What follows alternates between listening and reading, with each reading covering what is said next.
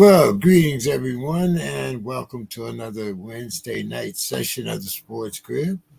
Hope everyone had a great holiday and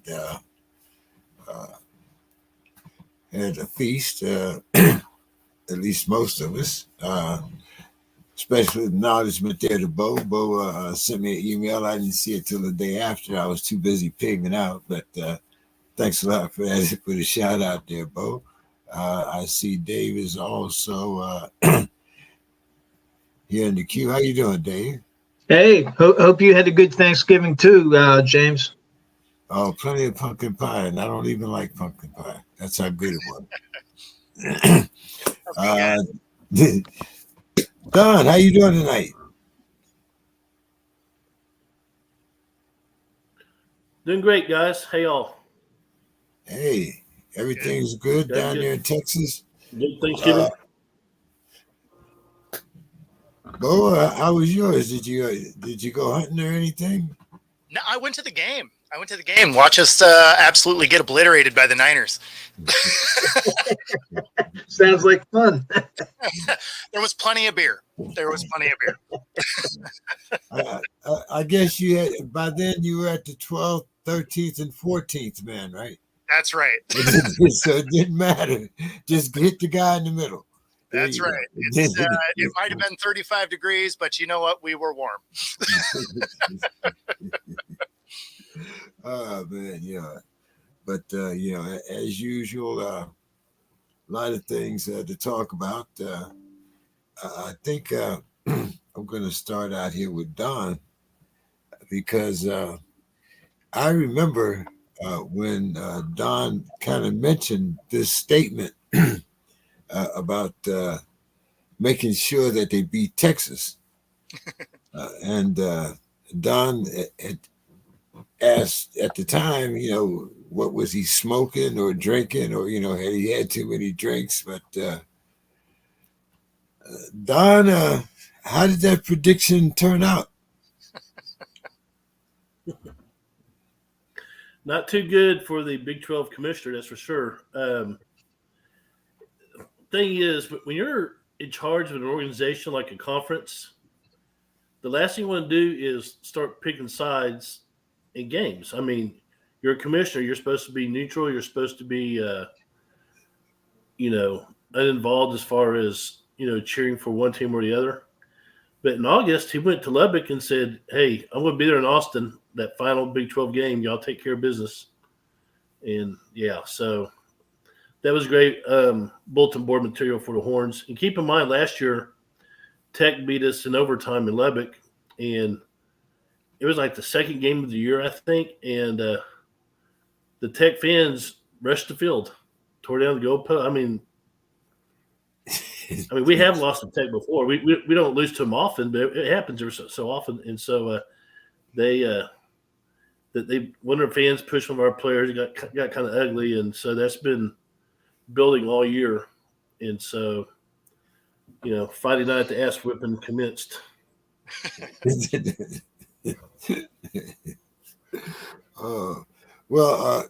Before we go to the music here, Dave, maybe we should get Sue's corner. I have a feeling it might get a little ugly a little later on. Go ahead. All right. Well, another sport. Too bad Demetrius isn't here, but the greatest NHL fight story in a while. After a fight broke out in the third period of a roughly played game between the Florida Panthers and the Ottawa Senators, the officials threw up their hands and kicked every skater on the ice out of the game. Florida was leading by 4-0 when Brady Tkachuk, the Senators' captain, came off the bench and got a quick breakaway. His shot was saved. He tried to score on the rebound, and then Dmitry Kulikov of the Panthers drove him into the boards with his stick. Both teams then rushed in, and fights broke out everywhere. The officials at first seemed to get the situation under control, but a punch heated things up again. When the ice finally settled, Tkachuk got a 2-minute penalty for goalie interference and 2 more minutes for roughing. Kulikov got 2 minutes for roughing. And then the referee, Garrett Rank, made an unusual additional announcement. Quote, every player on the ice has a 10-minute misconduct. There were 7 minutes left to play. So the 10-minute penalties were essentially ejections. The miscreants skated to the locker rooms. Their game's over. You can catch video of the coaches actually laughing as they tried to get enough players on the ice to finish the game. Apparently, Tkachuk's brother plays for Florida, and they set the tone early with some good old sibling bickering during the game. It's like the Hanson brothers. Their grandma was there. She looked less than impressed with their behavior. So that's from Sue. And I saw the grandmother. She could be my mother's sister, but apparently she was at the game and was not too happy with her son's performance. But that's Sue's corner. That's pretty awesome. I've never heard of one where they kicked everyone off the ice. That is fantastic. Yeah, I think it had just a little corner down in Yahoo Sports. I think if you scroll down, it was of course there were other sports. So, but it was like you said. I mean, I've. It's not that I'm a big hockey fan or participant, but I've never been or seen a hockey game where a fight didn't break out. But it would be the first time when I've seen everybody ejected. That would, like you expect fights, right? Like yeah, it's gonna happen. But get everybody booted from the game. I mean, that had to have been just an absolute melee out there. Exactly. Oh man, yeah. So, Bo, what did you think about Don's remarks when I was talking about the Big 12 commissioner telling one school that they better take care of business? Yeah, I mean, that's when you're in that position, that's something you can think. That's not something you're allowed to say, right? Like you have to be an impartial body, right? Especially when you're in that capacity. Now if you're watching the game at home and you have a favorite team, yeah, cheer on like anybody else. But if you're out there in an official capacity, you can't say stuff like that. I guess unless you're Jerry Jones, I don't know. Yeah. Well, but he's not a commissioner though. That would be like Goodell being out there and being like, "Hey, go take care of business." Like, you can't. We all know he sets the officials against the Steelers. We already know that. I mean, Goodell is not disputing that, but he can't come out and say it. Yeah. So, one thing I failed to mention. Go ahead. One thing I failed to mention, James. I was at the game, and in the fourth quarter, about 2 minutes left, they put Arch Manning in, and he led a 8-play drive to get the final touchdown. And after the touchdown, on the video board, the Jumbotron, they had a video of the commissioner in August telling the Texas Tech people, go take care of business. And the entire 102,000 people. That's amazing. It's on a video board. 102,000 people in the stands just laughed. They cheered. It was, they probably heard that in San Antonio from 60 miles away. It was amazing. It was the most surreal thing I've seen in many years in Austin. Who's this Mike Elko, Don? So Elko is the former defensive coordinator at A&M, and he went to Duke, and he's had some success at Duke. Duke is not really a football powerhouse, but I think he won 9 games his first year, and I think won 7 games this year. So he gave Duke some success, which Duke isn't used to having. The big story on all that, though, is that the Aggies interviewed like 6 different coaches. These coaches kept turning them down. That I guess they learned from Jimbo Fisher. So they did offer a job to Mark Stoops at Kentucky. He got on the plane, landed at College Station, and apparently the president of A&M did not clear the hire with the Board of Regents. The fans took to all the message boards. They called the Board of Regents like at midnight, and so Mark Stoops is there at the airport at College Station, and they tell him, "Go back to Kentucky. We're not going to hire you after all." And then 8 hours later, they announced, 8 hours later they announced Mike Elko as the new head coach. So it was typical Aggie drama. I mean, so let me ask you, Don, between Stoops and Elko, who do you think would be the better choice for A&M?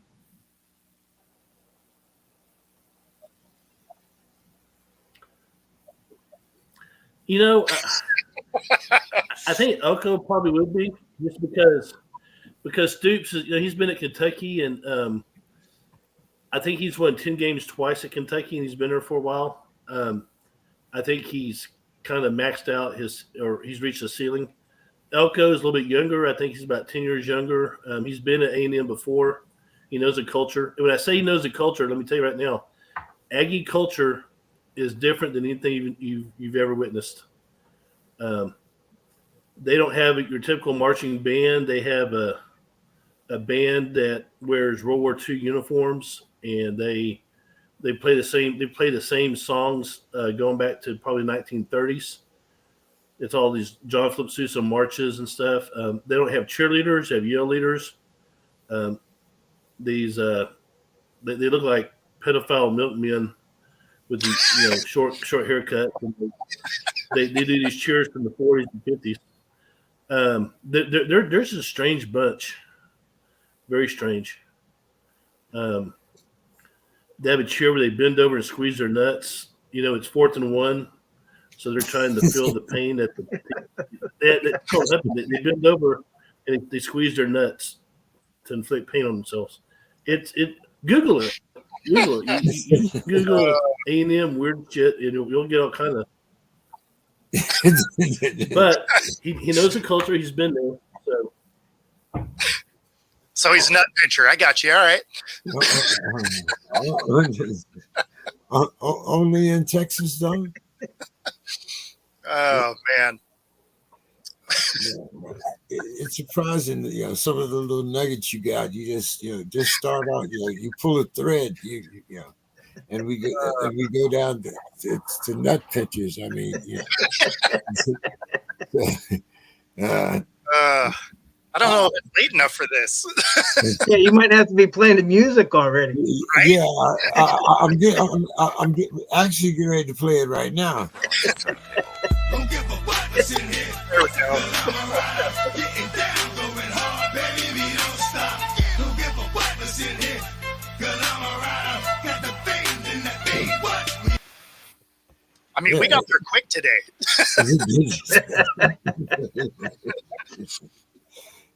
Yeah, that's why I said we'll get the wholesome stuff out of the way first, and and Sue talks about hockey, so I mean it's just one of those it is so.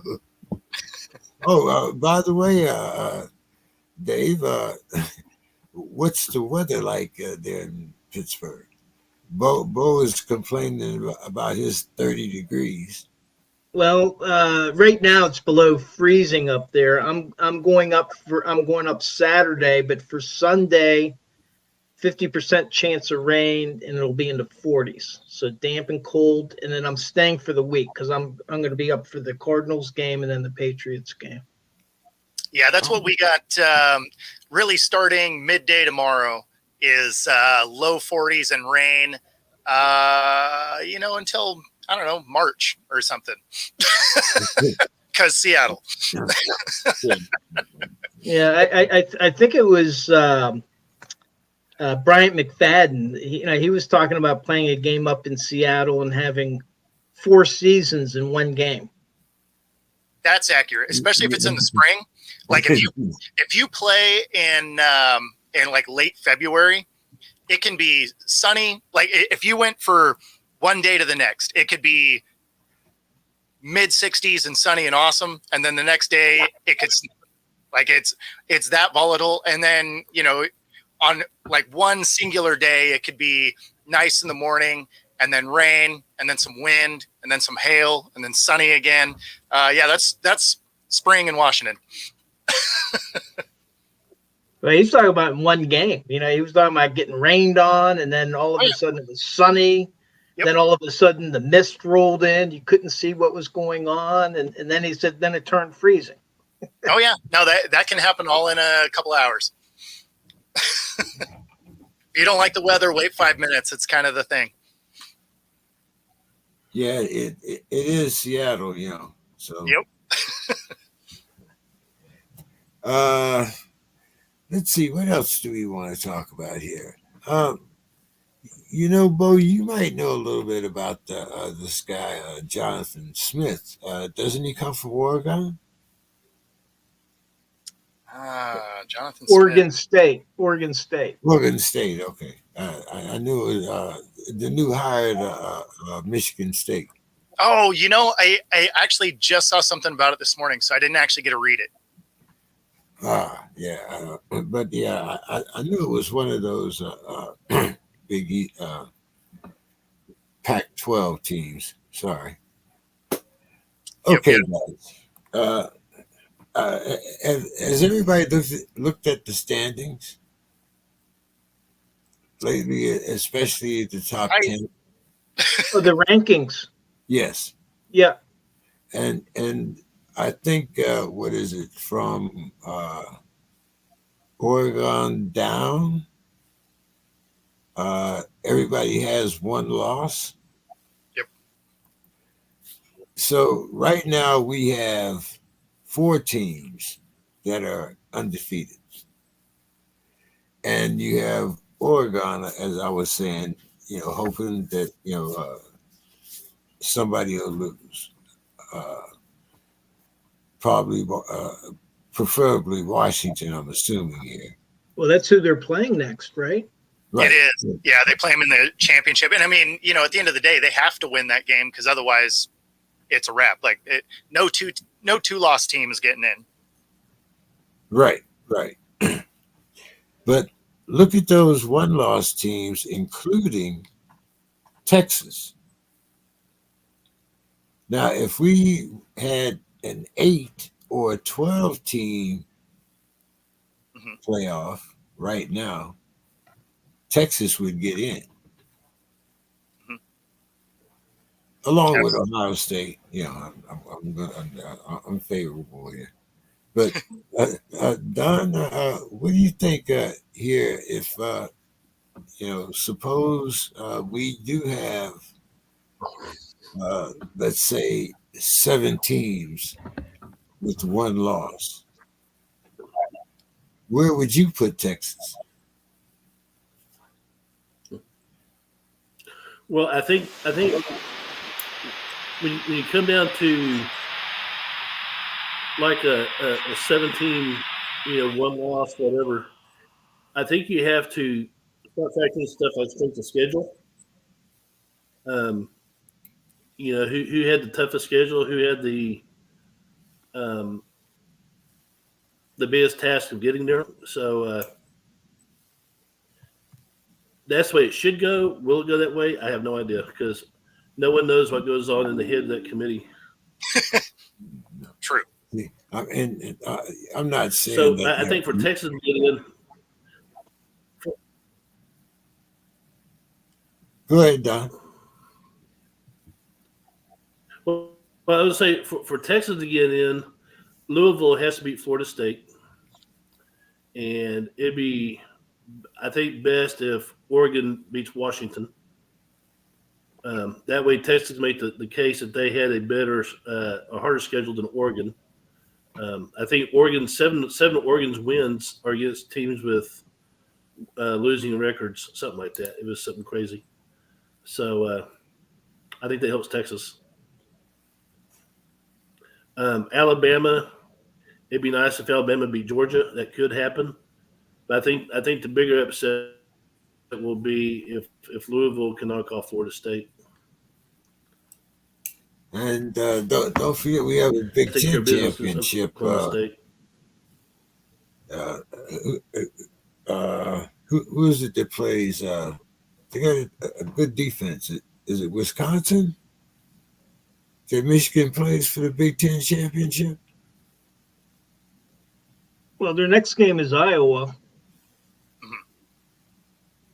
Maybe it's Iowa that they're playing, and Iowa does have a defense, so it's possible, when you look at the schedule. But I would just love to be a fly in the room if we had 7 teams that only had one loss, and just see how that would go. I mean, it would definitely show why they needed the expanded playoff. Yeah. And for Oregon to state their case, they would probably, if they've had a really weak schedule, it would probably need to be a convincing victory against Washington to give them a decent argument. Well, especially with as many ranked teams as Washington did have to beat. Right. Yeah.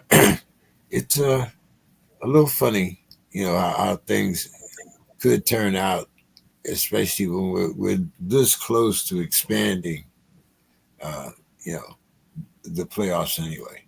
So, as you said, it just goes to show that we needed the expansion. For a long time. I'm going to start this conversation off, gentlemen. Then I got to get Bill in here. So the reason why I played the music is because we're going to start our NFL now.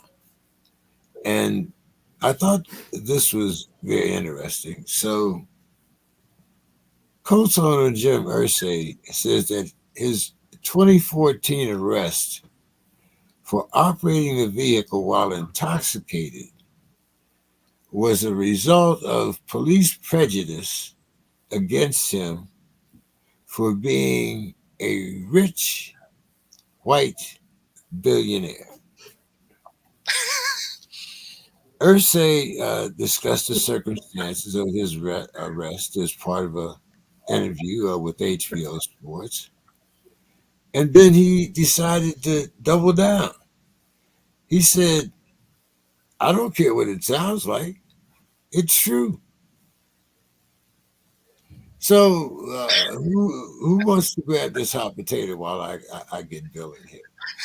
Yeah, Go ahead. I mean, my view is real simple. Was he intoxicated or not? That's what it comes down to. And anybody's going to use any excuse that they can. But the excuse he's using is just so ludicrous that, I mean, it doesn't hold water. But, it's quite the opposite. You look at Robert Kraft when he was caught up with his little Massage deal down there in Florida, and you compare that to what happened to Deshaun Watson. Now, bigger scale, but still similar issue. Well, nothing happens to Kraft because he has money. He can afford to defend himself. And so to me, it just doesn't hold water. The bottom line is, hey, were you driving while you were intoxicated, endangering people? And if you were, then just shut up and take your punishment. That's it. And I'm, I got to admit, I'm not an angel. I've done it before. Shouldn't. Nobody should be driving around while they're impaired because they're endangering other people. And that's what he should be focused on. So a little bit of humility wouldn't be bad. That's just my view. Uh, Don, what do you think? A lot of millionaires down there in Texas.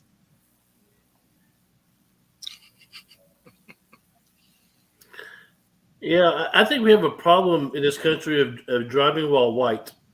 That's a big problem. I'm being facetious, but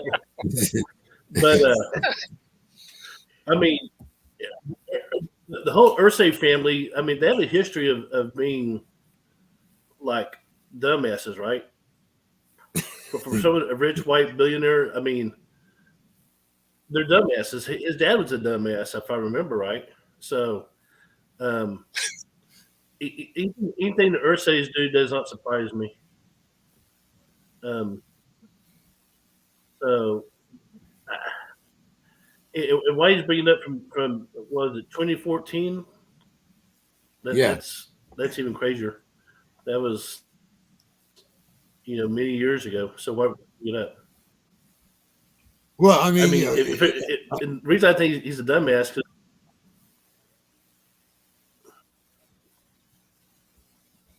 I mean, if that happens, you don't bring it up. You want to forget it. Don't bring it up. Just let it stay in the past. Don't go around, exhuming those skeletons in the closet.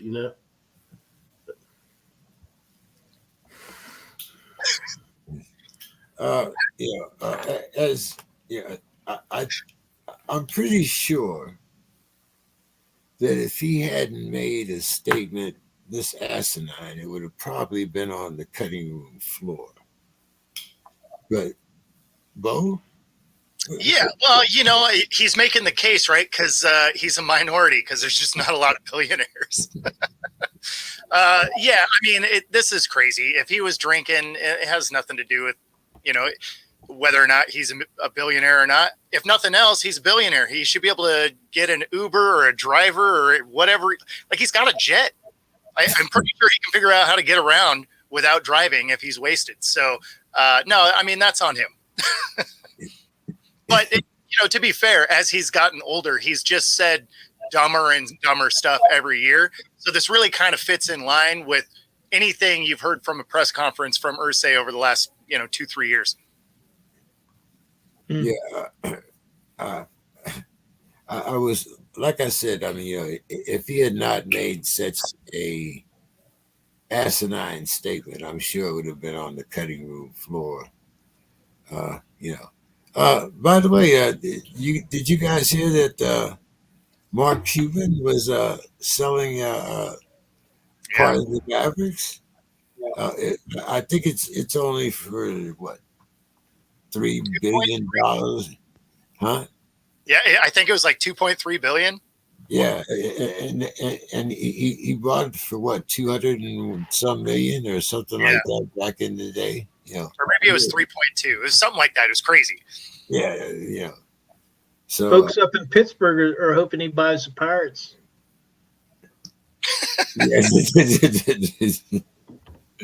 Oh my goodness. Oh man. Don, what did you guys think down there in San Antonio about the Mavericks being well? He's still the head of basketball operations, isn't it, or something like that? So some controlling part he's still keeping. I think he sold like 57% or something like that. But he sold his controlling shares, but he's still like head of operations or something. Yeah. So we'll be talking more about that as it goes on. I'm sure. Could we go back to one? I saw a blip, and I don't know how real it is from NCAA football. Did any of you see anything about a second quarterback recruit deciding not to go to Colorado, reneging on his signature? Has anybody heard that? I've heard about one. I didn't hear about two. I did hear about one. Okay, yeah, I just saw a quick blip, so I don't know enough to really talk about. I was just wondering if anybody had heard, but I heard it was like the second recruit. that Well, dropped out, a quarterback recruit, which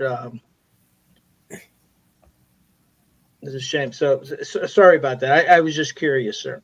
Well, actually, if we're going to do NCAA, there's kind of an interesting thing. So Oregon State and Washington State, they won their appeal to take over the Pac-12, right? Oh, they did win it. They did win it. And with that, they have the ability to disqualify any of the leaving schools from the league championship game or from the conference championship game. So it's within Washington State and Oregon State's right as the controlling entity now to make it so that Washington and Oregon couldn't play the game.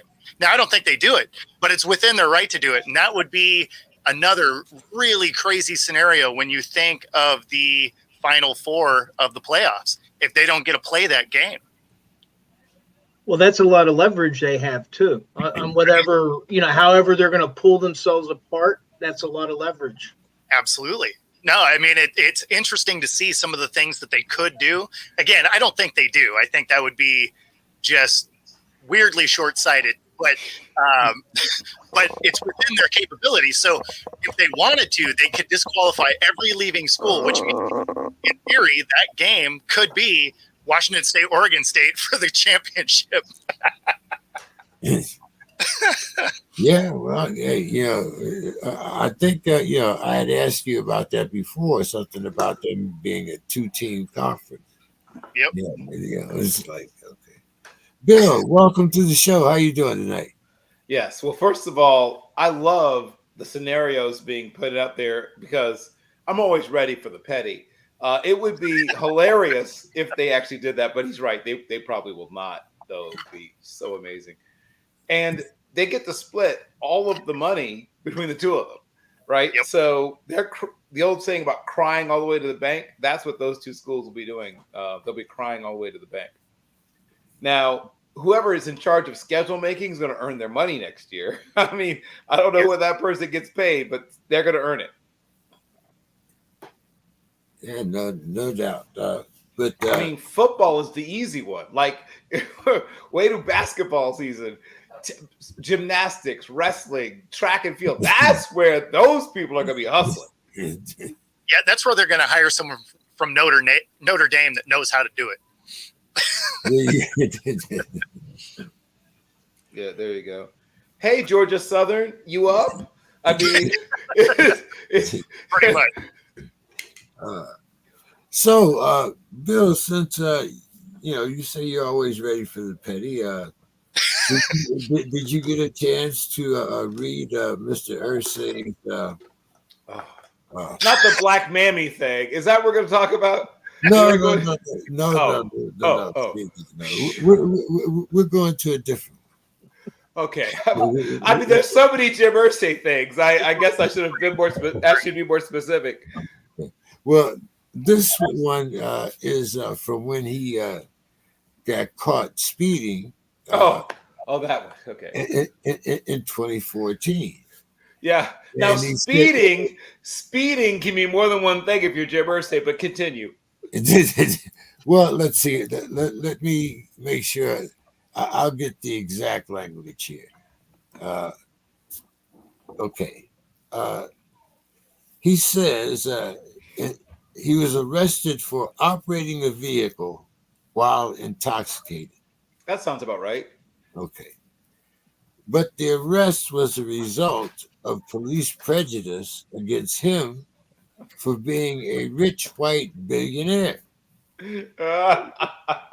Yes. Please, won't someone do something about the oppression of rich white billionaires? Please, give generously. So then, he decided, he even doubled down. He says, I don't care what it sounds like. It's true. So go ahead, Bill. So luckily, as I'm sure you know, they have a whole staff of individuals who work in social media and public relations. Speaking, I just talked about people going to earn their money. Whoever it is that's in charge of those two departments, all hands on deck. Jim Irsay keeps you on your toes, right? If you work in public relations for the Colts, they've got like a panic room and like a situation room and I'm sure they've got a whole bunch of contingency plans they're constantly working on. Yeah. Jim Irsay is the kind of guy that every time you wake up and you grab your phone, anything could be waiting for you if you work in public relations for the Colts. Literally anything. There is no set of things that could happen, but you'd be like, oh no, he would never do that. There's nothing you can say where you'd be like, no, that doesn't sound like Jim Irsay. Anything sounds like Jim Irsay. There's nothing that's off the table. I love it. It's hilarious. Yeah, I was hoping that we could get Demetrius and Reggie in, but I know Reggie said he'll be in next week. But, so we're going to stay with the Colts here.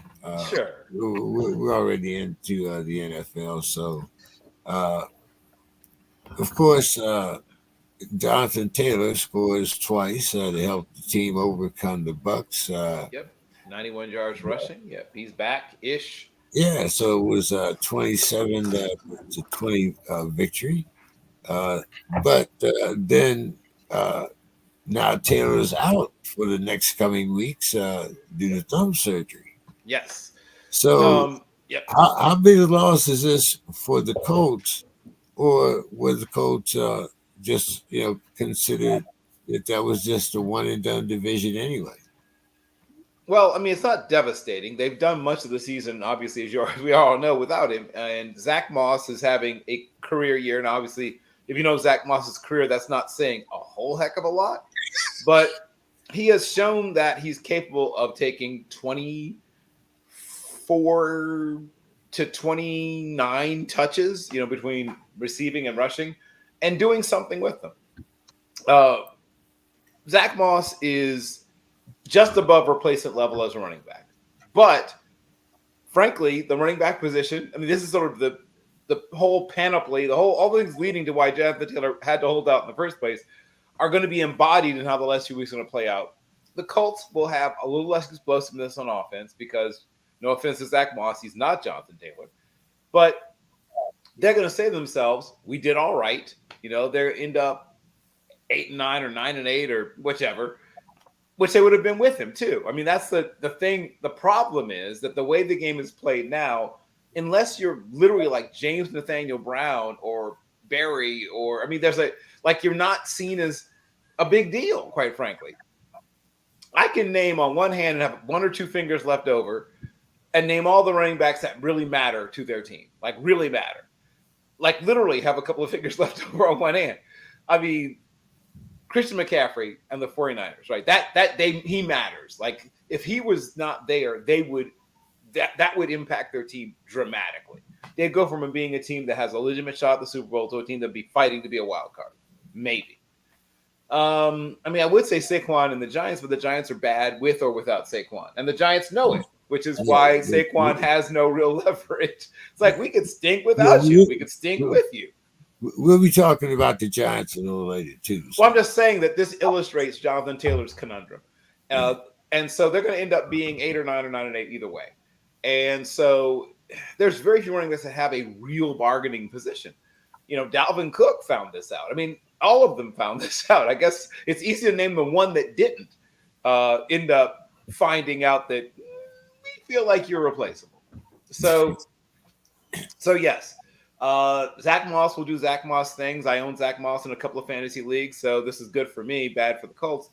But the fact of the matter is it's not devastating. It's not world-ending. It's not mind-bending. It's just it's a slight downgrade from this running back who is very special, physically talented, and could do things that most people can't do, to a guy who's a solid NFL running back. But the way the game is played now, like I said, it's not this great needle mover that it would have been in 1974.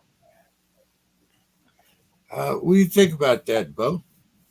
Yeah, he's the Wish version of Jonathan Taylor. He looks kind of similar because he's wearing the same uniform, but doesn't perform quite the same on the field. But yeah, at the end of the day, the Colts are not exactly world beaters, so they're not They weren't going anywhere anyway, even if he was there. So, like Bill said, it's not a needle mover really. Maybe they lose one extra game, but they were going to lose most of them anyway. Yeah, well, I will concur with that part that they were going to lose most of them anyway. At least they might have been in some of those games. What do you think there, Dave? Well, Zach Moss does have a 4.8 yards per carry average, which that's very, very good actually. But here's the thing, though, is now, for me, whoever your starters are today is less important. It's your depth that's important. Because now what happens if Zach Moss gets dinged up? Then they're in a world of hurt. But right now with Zach Moss there, I agree with Bill. I don't see it really being devastating to the team. But what it does do is now all of a sudden they don't have the depth. And there's still, here we are about to go into December. We still have 7 more games to play, which to me is kind of insane. But that's a lot. That's a lot of football to be played yet. So, yeah, I know it sounds like a lot of football, but to me, I'm the half full guy. I'm like, damn, we only got 7 games left. Yeah, done. What's your thought here on the Colts? Did it really matter? Anybody scared of that division?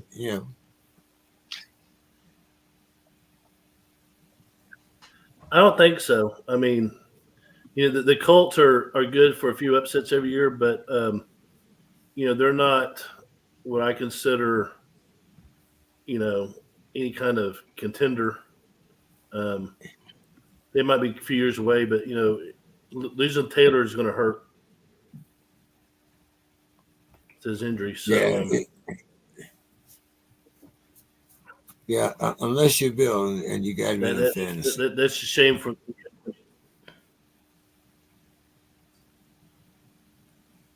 Don, I'm going to start the next one with you. We're going to talk about the Titans running back, Derrick Henry. He ran for 2 touchdowns as the Panthers, as the Titans hold off the Panthers and Bryce Young, 17-10. I don't know how many of you guys watch McAfee. I'm not real impressed with his wardrobe, I guess. I kind of thought that we had gotten past that point, but I guess I guess it's what the young people call a throwback, and people of my generation call it throw out. That's a different conversation. So, who do you want to talk about there, Don? You want to talk about the Titans win, or you want to talk about Bryce Young?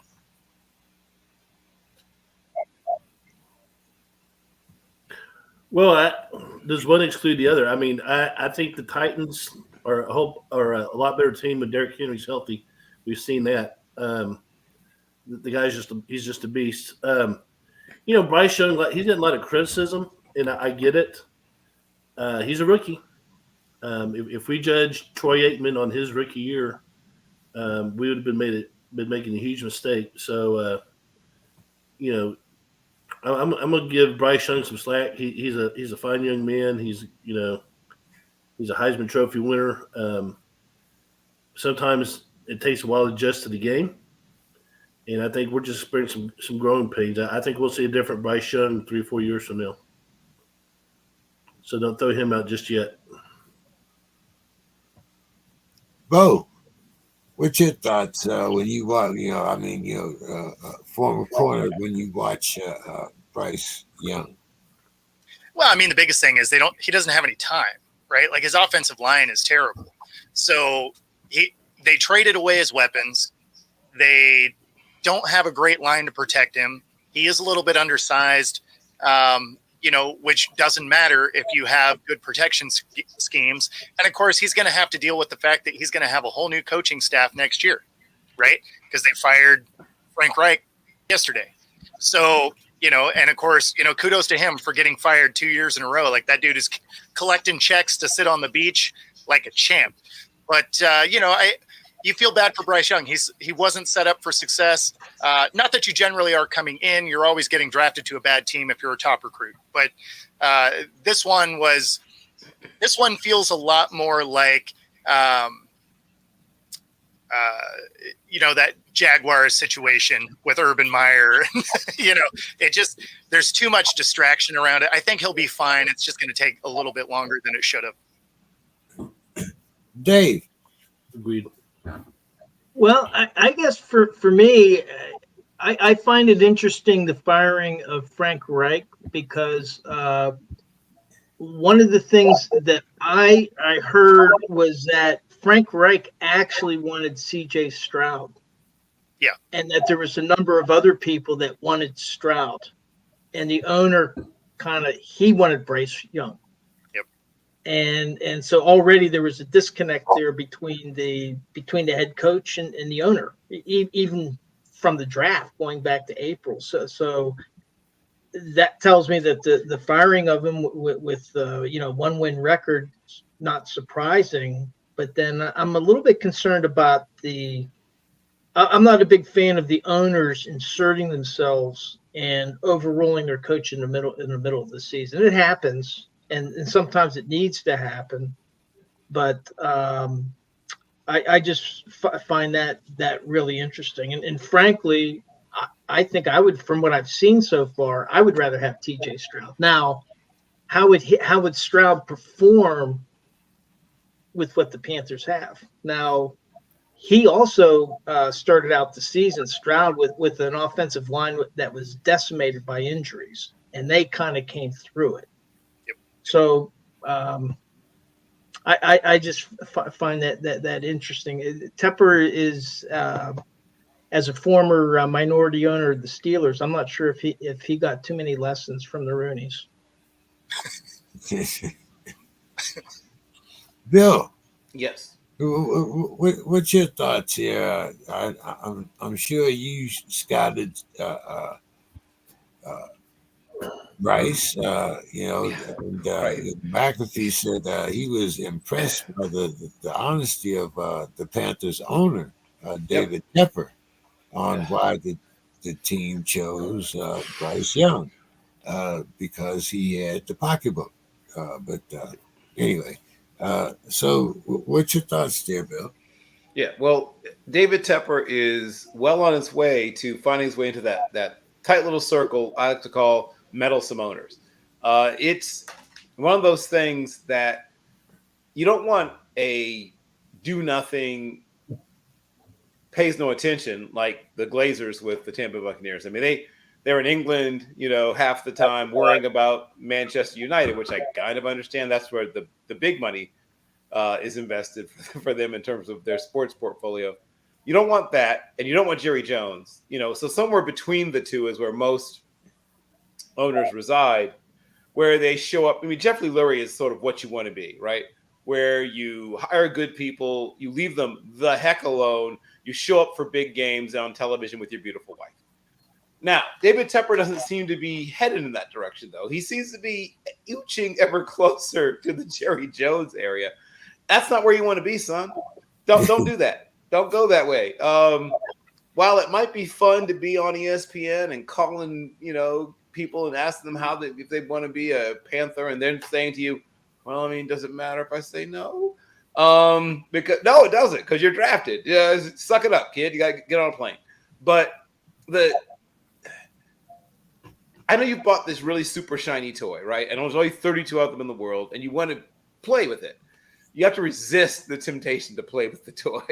You can watch the toy. You can enjoy the toy sort of from afar. You can tell people about your toy and say, "Look at my cool toy." I can't turn it into a transformer and make. I can't. Well, that's what Daniel Snyder was doing. So don't do that, right? You need to say to yourself, I just need to watch the toy, enjoy the toy. Occasionally, if the toy needs something, provide the thing that needs, but just don't play with it. he started doing a lot of press recently, and he, decided for whatever reason to open up or reopen the whole Coleridge Bernard Stroud the fourth issues. And of course, Bryce Paul Young is sitting there thinking, why are we talking about this again? It's rough enough to be a young quarterback on a bad team without people deciding to rehash the whole should they have drafted you or not thing. Now, let me also say this. I promise you Stroud would not look as good as he's looked if he was playing for the Panthers. Like, situations matter. He would probably be a little better, but nobody would look good in the situation that Stroud's in. I mean, no one looked good in the situation that Bryce Young's in. That is a terrible team. As was already noted, they have not a lot around him. The offensive line is, if not the worst, they're in the top 3 worst in the league. The defense doesn't collect a lot of turnovers, so you don't get a lot of short fields. So you're having a lot of long, slow, methodical drives because you can't get explosive plays. Your line can't protect. You can't really run the football. You can't really pass the football. But other than that, things are fantastic. At least they do nothing well. Well, let's talk about another young quarterback here. The Jags quarterback, Trevor Lawrence, passes for 364 yards as the Jags improved to 8-3 and 5-0 on the road. So, Bill, are the Jags the most surprising 8-3 team, or is it actually more surprising that the Texans have a winning record up to this point? Oh, yeah, definitely B. I think almost everybody that I know picked the Jaguars to win that division and to win it going away. The Texans were a team that some people thought would be like 4-13. I said I thought they would fight hard and look better than expected, but I didn't see this coming. I'm not going to pretend. I thought they'd end up maybe 7-10, and like a robust 7-10, where they like maybe beat 1 or 2 good teams and scared some other teams. But they have a legitimate shot at having a winning record, which to me is wow. Kudos all the way around to the coaching staff, and they have a really good young coaching staff, to the player personnel, to the college scouting, to everybody. Everyone's done their jobs really, really well. And it shows you how quickly you can get good in the NFL. For those who somehow have forgotten, you don't have to take 3 or 4 years. Now, you can, but you don't have to. When you get certain things right, you can get good fast.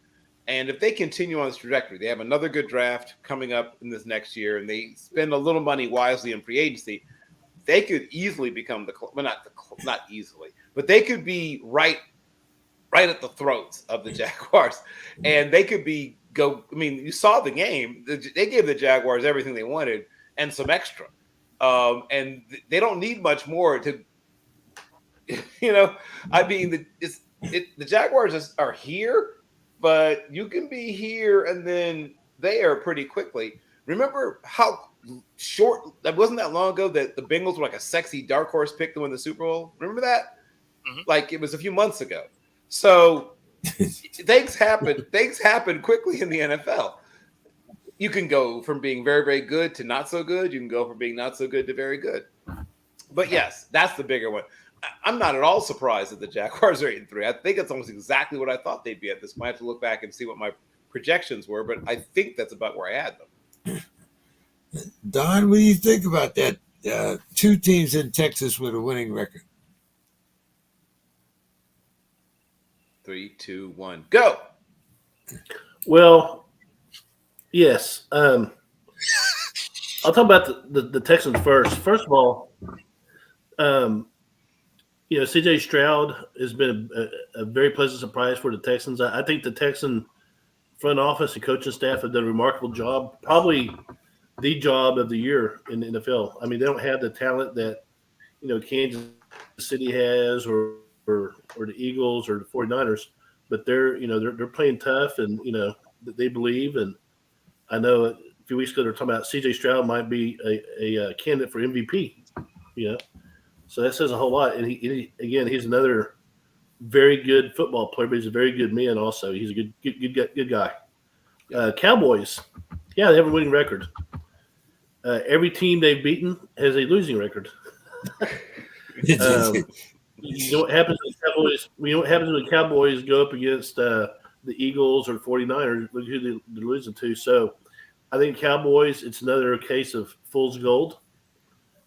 Cowboy fans in my friends and family circle, they get all excited every year, and it's going to come to an end soon, eventually. Cowboys are not that good. Well, I wish they were. They're starting on But again, their wins.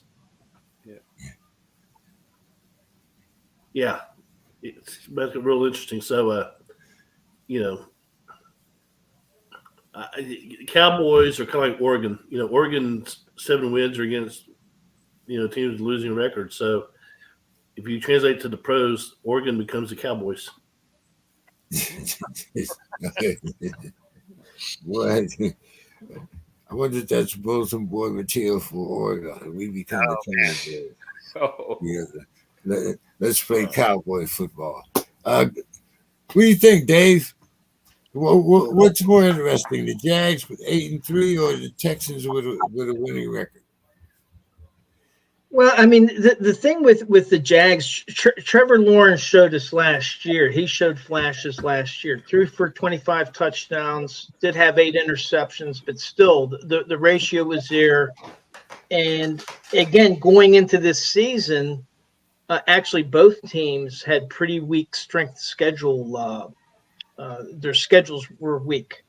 So the Jags came in in the beginning of the year. 4.77 was their strength of schedule. The Texans were 4.31. But I think that the Texans had already shown us flashes of where they could be.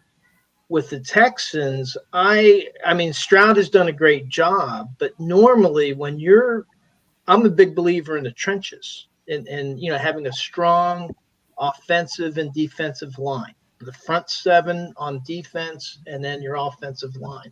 Because if you don't have a good offensive line, you can have a great quarterback, and he's not going to do anything.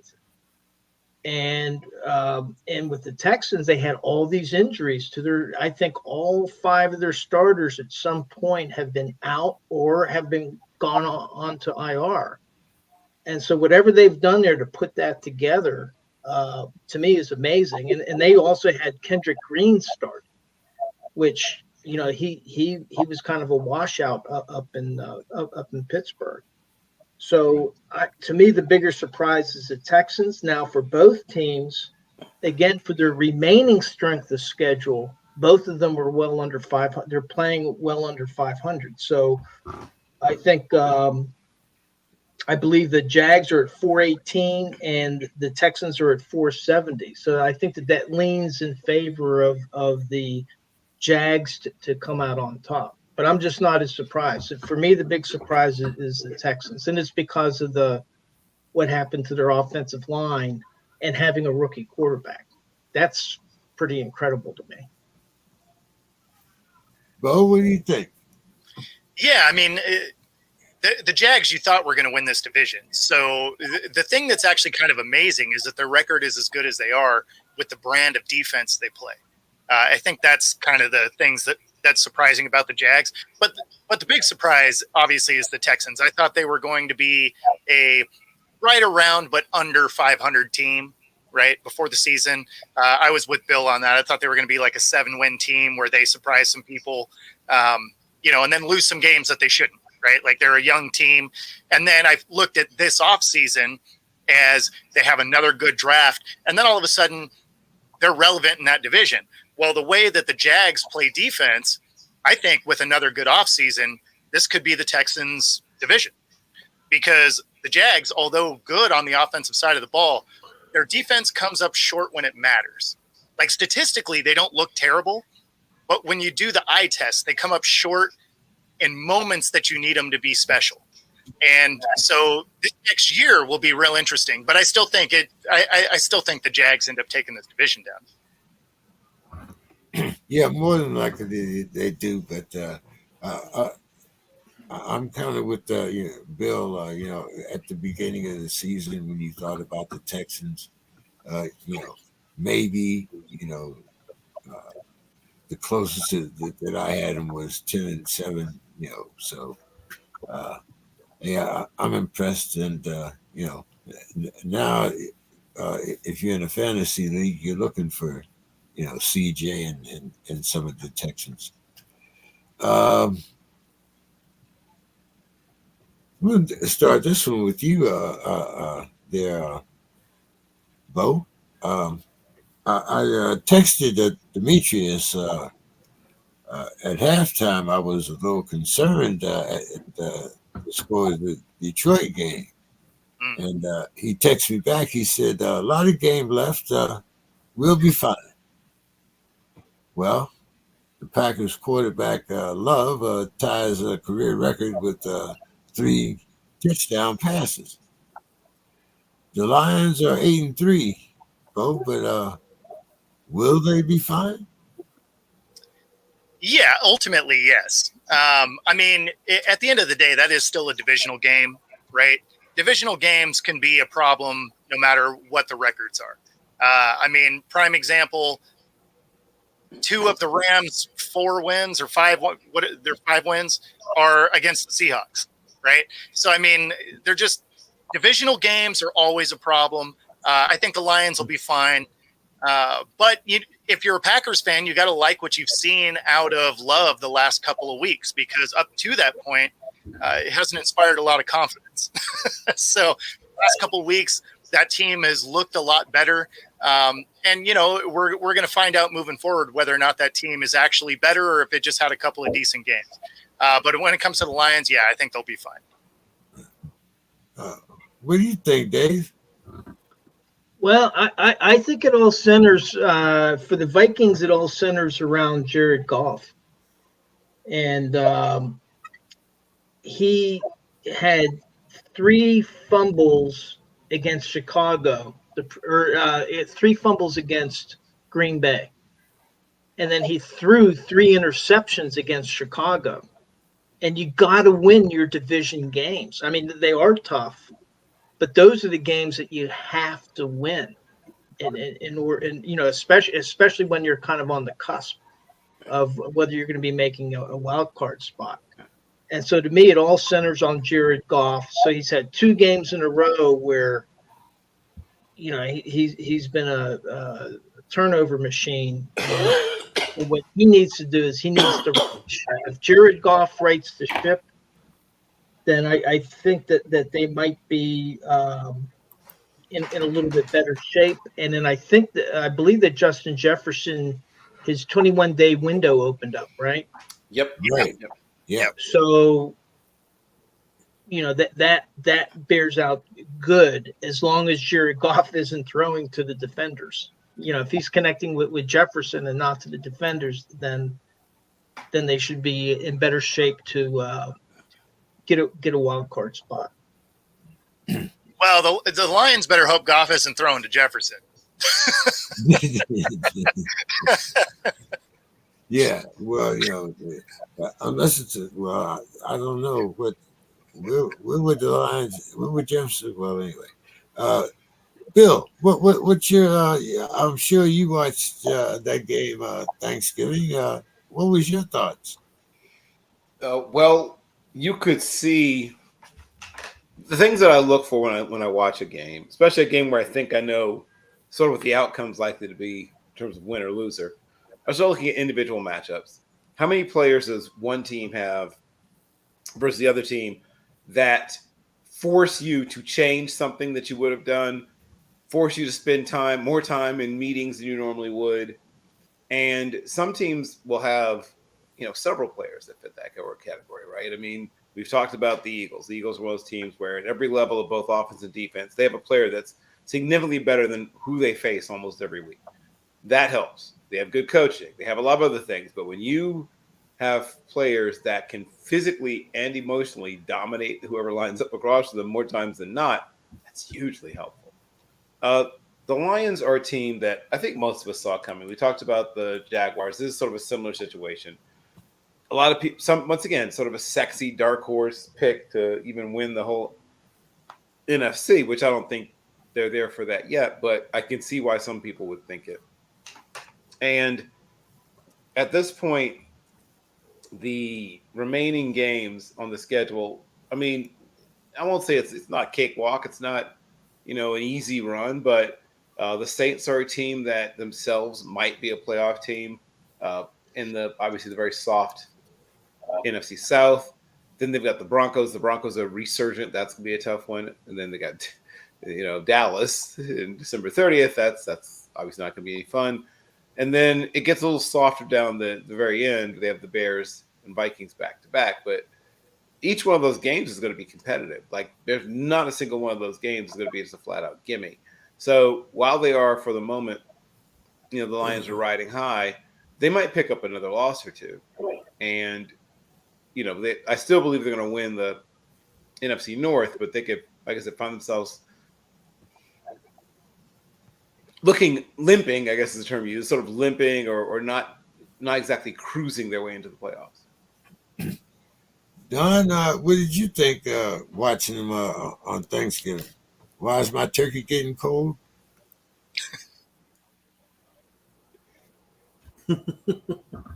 There he goes. Yeah, Thanksgiving get good games, didn't it? Of course, we start off with Detroit, and that's always a fun game to watch. I for some reason, I thought that Detroit would probably blow them out,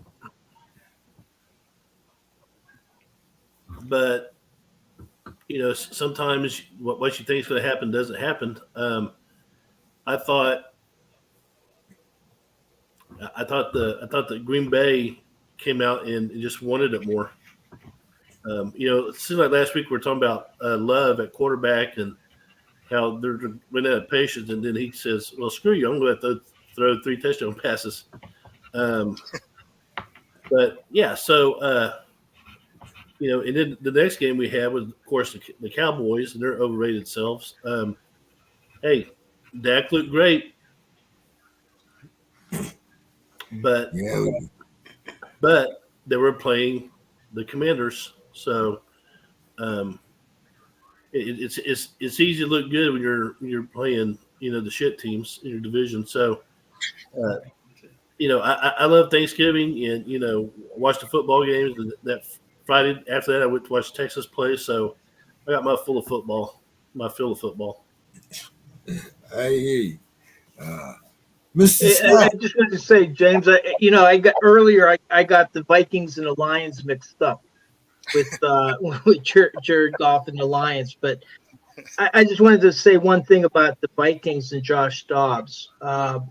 He had 4 interceptions, but 3 of those interceptions were going to talk about those. See, we got a Vikings expert down here in the corner, so we're going to talk about the Rocket Man here in a minute. But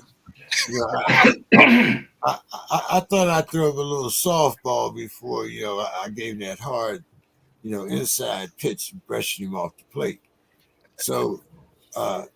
Scott, how are you doing this evening? Very good. Very, very good. I had a day today where they kind of threw me a curve where I had to have a cataract addressed. I had been putting it off, but now I can see clearly. I can see clearly. I can see the phoniness that's going on in this world. I can see it, and I'm going to call it out. Matter of fact, I'm going to respond to one of the things that Don just said. Don just said, sometimes what you think will happen doesn't happen. And I mean, I think that this is really what it comes down to with these half points and these, backup quarterbacks, and people get hurt, and nobody planned on this. Nobody plans on it. Yeah. Well, you'd be surprised. This week there are very few halves, which were surprising, and you'll be surprised at some of the point spreads as we go. But we were addressing that game on Thanksgiving Day, Mr. Scott, between the Vikings. I mean, excuse me, between the Lions and the Green Bay Packers. And I was saying, in that game, it ended up Love throwing a career high 3 touchdowns, or at least he tied it. What were your thoughts when you were watching that game? Well, I've said this before, and I know that this teaser that there's Demetrius. Demetrius is ducking me, and I'm just going to throw that out there right now. Demetrius does not want to hear the truth about his team. Yeah, like I said it before, they are who we thought they were, and as long as you're depending on Jared Goff, it's going to be a rocky road. I love their coach now. Now I love their coach. But the Lions is not going to get much money from me. And, it's really going to be great in this division because the last 3 games the Viking have, they played the Black Bears again. They played Detroit, I think, twice. I think it's home and away. So this is going to be the deciding factor. I mean, yeah, people are down on, they call him the Rocket Man. He's showing who he is. He's been off 7 teams. He's been all of a sudden, see, the script flips so quickly. But we'll see. We'll see what O'Connell comes up with. They get a bye this week, and then they got the Raiders. So, but what I thought about the game was pretty much what I thought the Lions. Boy, very, very, very soft favorites. We'll see. I wish Demetrius was here. I mean, the ducking Demetrius. I'm sorry, calling him ducking Demetrius. It is funny. He seems like he is gone when they lose. I wasn't going to say that. Well, Bill, I want you to record this scandalous conversation here about our friend. Yeah. But I do have to ask you about Rocket Man, though, because, for the last 2 or 3 weeks, everybody was on the Minnesota bandwagon. He had been on 7 teams, and now he comes in. He's, the savior, and, he went to, rocket science school, so he should be able to understand the playbook. But it seems he might understand the playbook, but this week he just didn't know what uniform to throw to. As you mentioned, he did throw 4 interceptions. 3, I will admit, 3 of them were tips, but that's part of the game. That's why people like Bo have a job. That's why people like me and Bill sit on the sidelines and say, "Damn, I wish I was that fast." So. I mean, what's going on? I mean, the coaches are saying that, you're getting Jefferson back, and the coaches are saying that they're going to pick the best quarterback to enhance Jefferson's game and try to get into playoffs. So that's a good premise, but who are those 3 quarterbacks, Mr. Scott? Well, yeah, this isn't the old days where you could sub. They don't sub quarterbacks. I mean, when Cousins was in, I think the whole time I think he's missed 1 game. I mean, I'm talking about whether it was a blowout, a blow in, whatever. He plays the whole doggone game. You don't see him getting another guy ready and playing another guy. And even if you're ahead or you're behind, let the other guy play. Let him get some reps. You never know what's going to happen. But as far as the Rocket Man, the other guy had a concussion. Cousins is out. Nick Mullins, I mean, he's a career backup. I mean, this is no different than the Rocket Man. The Rocket Man had been on 7 teams before when he was winning. And now all of a sudden he's no good, when listening to people. So I think, with Jefferson back, I have no reason to think that shouldn't be able to be. I would throw him back in there against the Raiders. I mean, I really would. I would say him. You got Jefferson back. Let's make Madison start running the doggone ball. And if they do that, I think they'll be. I think they'll be okay. I want to get ready for these last 3 games. I want to just talk to Demetrius about the line, but in those games, hopefully he'll be willing to. And I'll do a surprise again. I won't show at the beginning. I'll come with a surprise. Maybe it'll be there.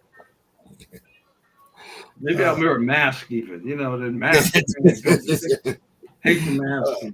What's that? What did they call those guys? El Libre. Lucha Libre. Yes. I come over the top rope. Yeah.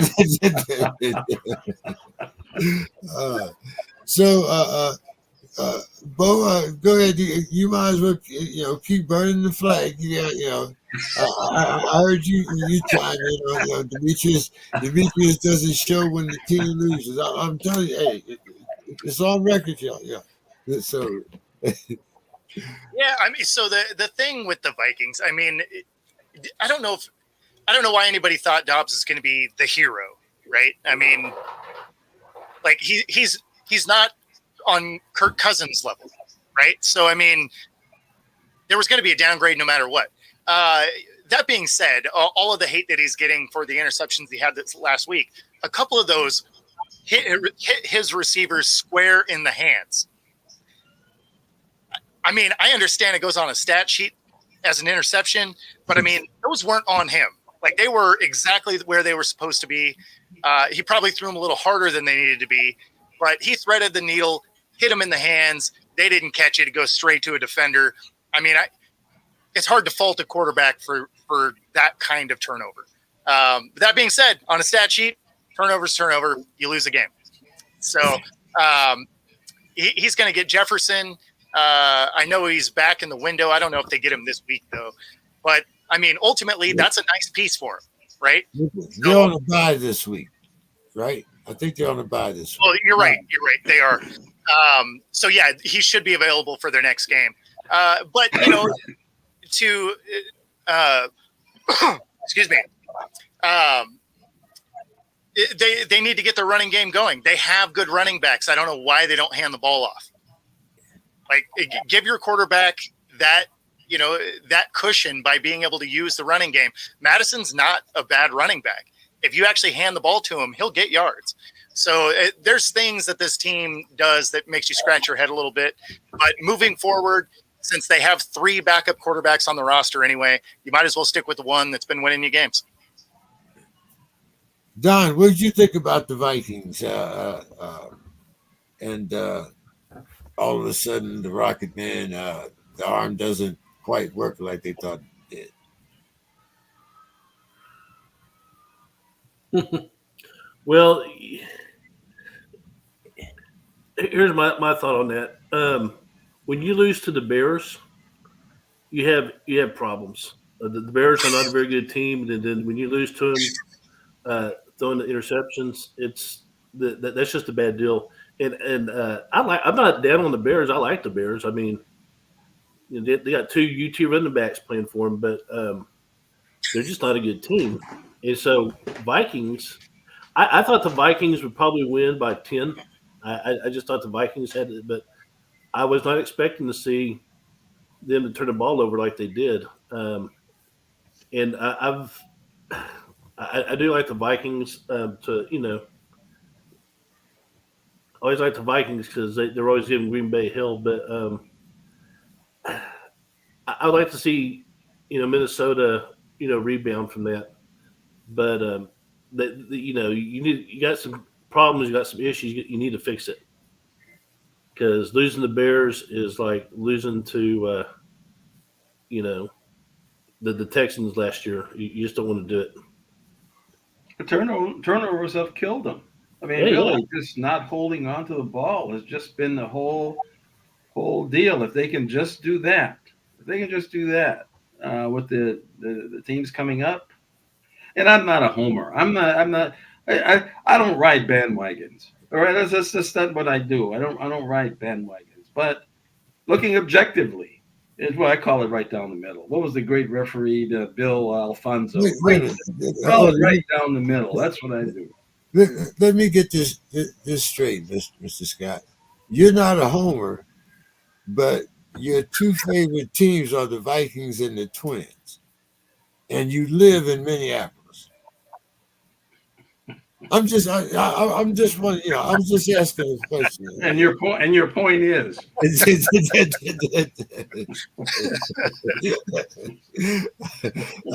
Bill, wake up and tell us something about the Vikings. I've been awake the whole time, but nothing was happening for a while there. The Vikings are a team that is built to survive, right? Certain things survive. Whatever happens, they survive. They survived moving on from Dalvin Cook. They've survived Kirk Cousins. They've survived when Kirk Cousins wasn't there. They'll survive whatever comes their way. Now, they may not quite reach double-digit victories, but they might. I mean, that's not out of the question. They are in a position. I don't think they're going to catch up with the Lions, but they're on a position to be right on their heels and be a wild card team. Now, at that point, anything can happen. That's the whole point of the playoffs. That's why we have, we don't have a API, UPI poll to say who's going to face whom. We let it help based on who wins, who loses. But they are built in such a way that they can sustain a lot. And, the Pastronaut has played well enough that if everyone else holds together, they could get in the playoffs, like I said. And at that point, anything can happen. They have some decisions to make in the offseason about, and not just Cousins. I mean, they have several players who are into the last part of their career. Hitman Harry, is a guy that's 34 years old. So they got to figure out what they're going to do about Harrison Smith.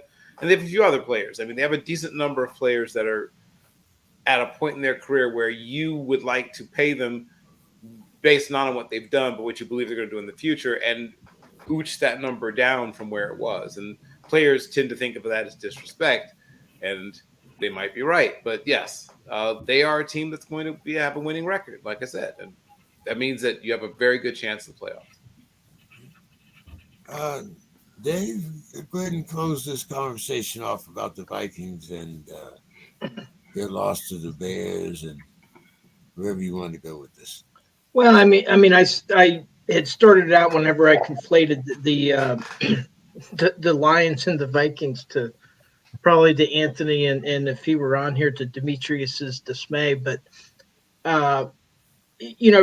again, and we've already mentioned it, the 3 tip passes. That doesn't all come on the quarterback, but I mean he was never really a great quarterback. He hardly ever played in Pittsburgh. He was traded to Jacksonville and was unable to play down there, and then came back to Pittsburgh and then was in Arizona. So he's a journeyman right now, and it's a nice story, but they're just going to have to figure out other ways to win, and it's not going to be on his arm. Stay with you, Dave. Cowboys quarterback Dak Prescott throws for 331 yards and 4 TDs as the Cowboys get their 13th straight win at home. Running backs Pollard and Dwally combined for 16 carries and 90 yards. Dave, do you think that maybe the Cowboys should be concerned about their seeming lack of a running game? This doesn't look like the Tony Pollard that was there with Zeke. Yeah, that's pretty low. I mean, the 2 running backs going for 90, but one of the things that's happened in the NFL, and I think that Bill kind of alluded to it earlier, it not being the 1970s, there's any given week there's only 3 or 4 running backs gaining over 100 yards, and so it's a passing game, and Now, if these guys can, in situations, run effectively, give them gain enough yards where then Dak Prescott has an easier time of converting first downs, it might not be a problem for them. Now, I think what's going to be a problem for Dallas is they have a lot of tough games coming up, and they have one of the stronger remaining strength of schedule things that happen. And I know we've all talked about come December, what's going to happen to Dallas. That is true. Don, what do you think about Dak's performance, but still that lack of a running game down there in Dallas? Well, one way of looking at it, like I said, I'm not going to sugarcoat anything Dallas does, but when you're throwing for over 360 yards and you get 90 yards on what 15 carries or something like that, that's 16. not bad.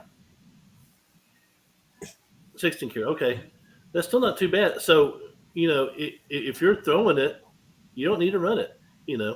Again, they're playing a terrible team. I'll get concerned when they put stuff like that when they're playing, San Francisco, Philadelphia, those teams. But they're just Dallas. I told you earlier in the show, Dallas is fool's gold. They're not what everyone thinks they are. They're exactly what I think they are. But but to your point, I'm not going to worry that they got less than 100 yards rushing when their throw from us 400. They're moving the ball. Dak's doing what Dak needs to do. So, Mr. Scott, how do you feel about those Cowboys? The quarterback much maligned for whatever reason. But the thing is, with them, it seems like when they win, it's a knockout. When they win, they just go ahead and it's just, it's overwhelming knockout. And to contrast that with the team that people say is my team, the Vikings, too many one-score wins. I mean, a high wire act. And I think Dallas is just is kind of the opposite of that. I mean, I think they have. I mean, I'm like Don. I want to see them play. I want the Philadelphias. I want the Friscos. That's really going to tell what they're really about to me. But so far, I think if they could get their running game going, they de-emphasize the running game. They don't want to pay backs. They don't want to give them the money. And people like Dalvin Cook, I don't know what happened to him. I mean, 1 carry, 2 carries a game. What? Yeah. So, if they decide, and this time of year, it probably makes a lot of sense to get your running game going. So, yeah, I'm sticking with Dallas. I kind of, all of my friends, they just think nothing of Dak. But I've kind of always kind of stuck with him. I kind of like that boy by the bay, but Bill, what's your thought there on the Cowboys? Dak throwing for 331, but I guess now where we used to judge backs by that 100-yard mark per game, I guess now it's 85. What do you think, Bill? So We're talking about the Cowboys. right, the Cowboys have. Wait, hold on. The Cowboys? I thought we talked about the Cowboys already. Taking a nap over there, buddy.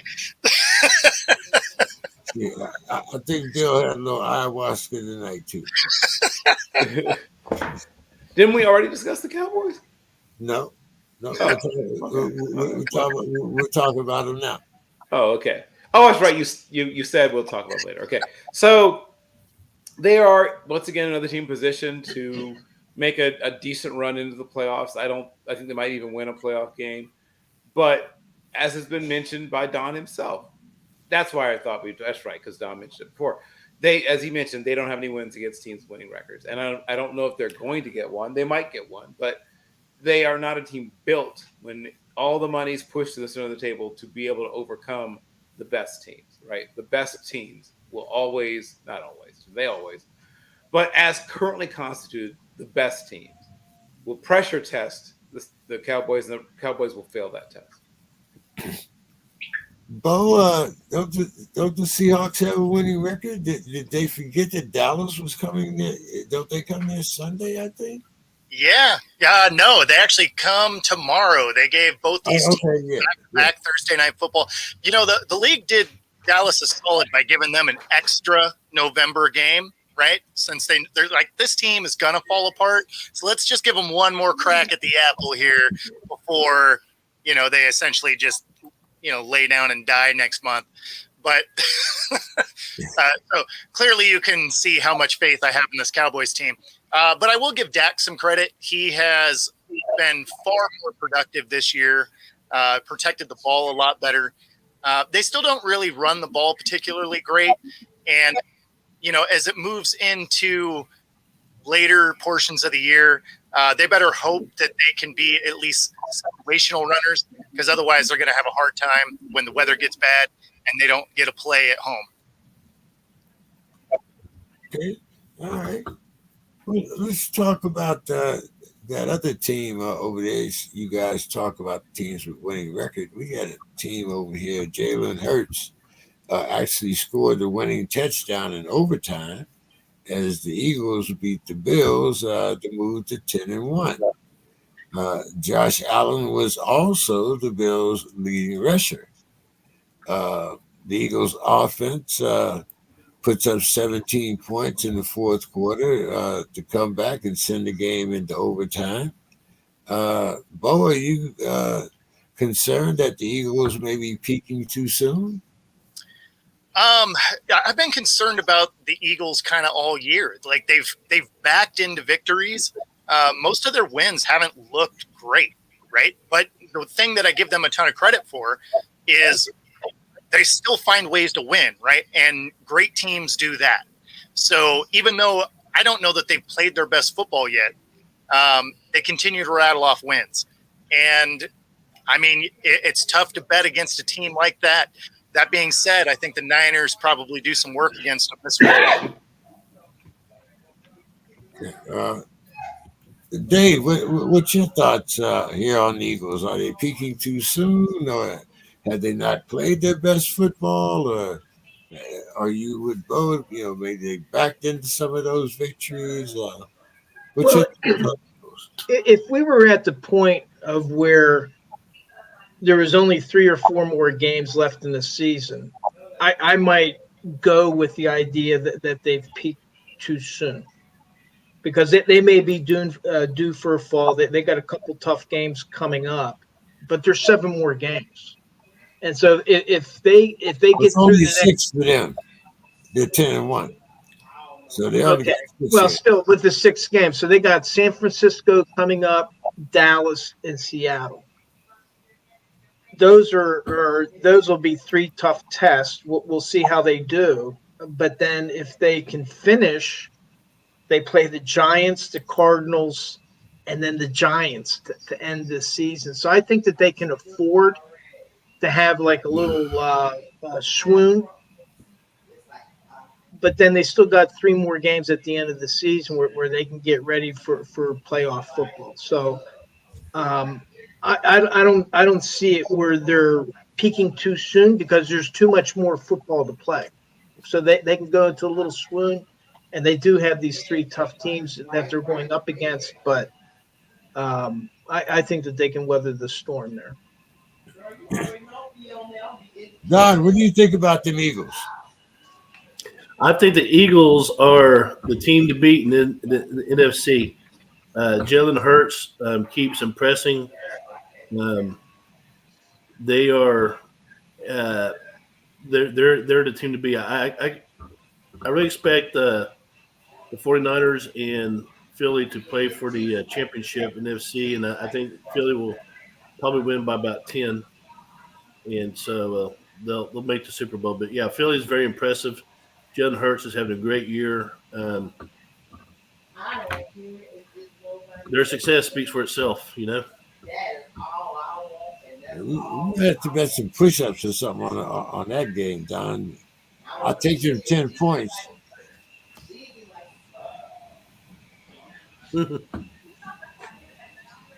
Yep.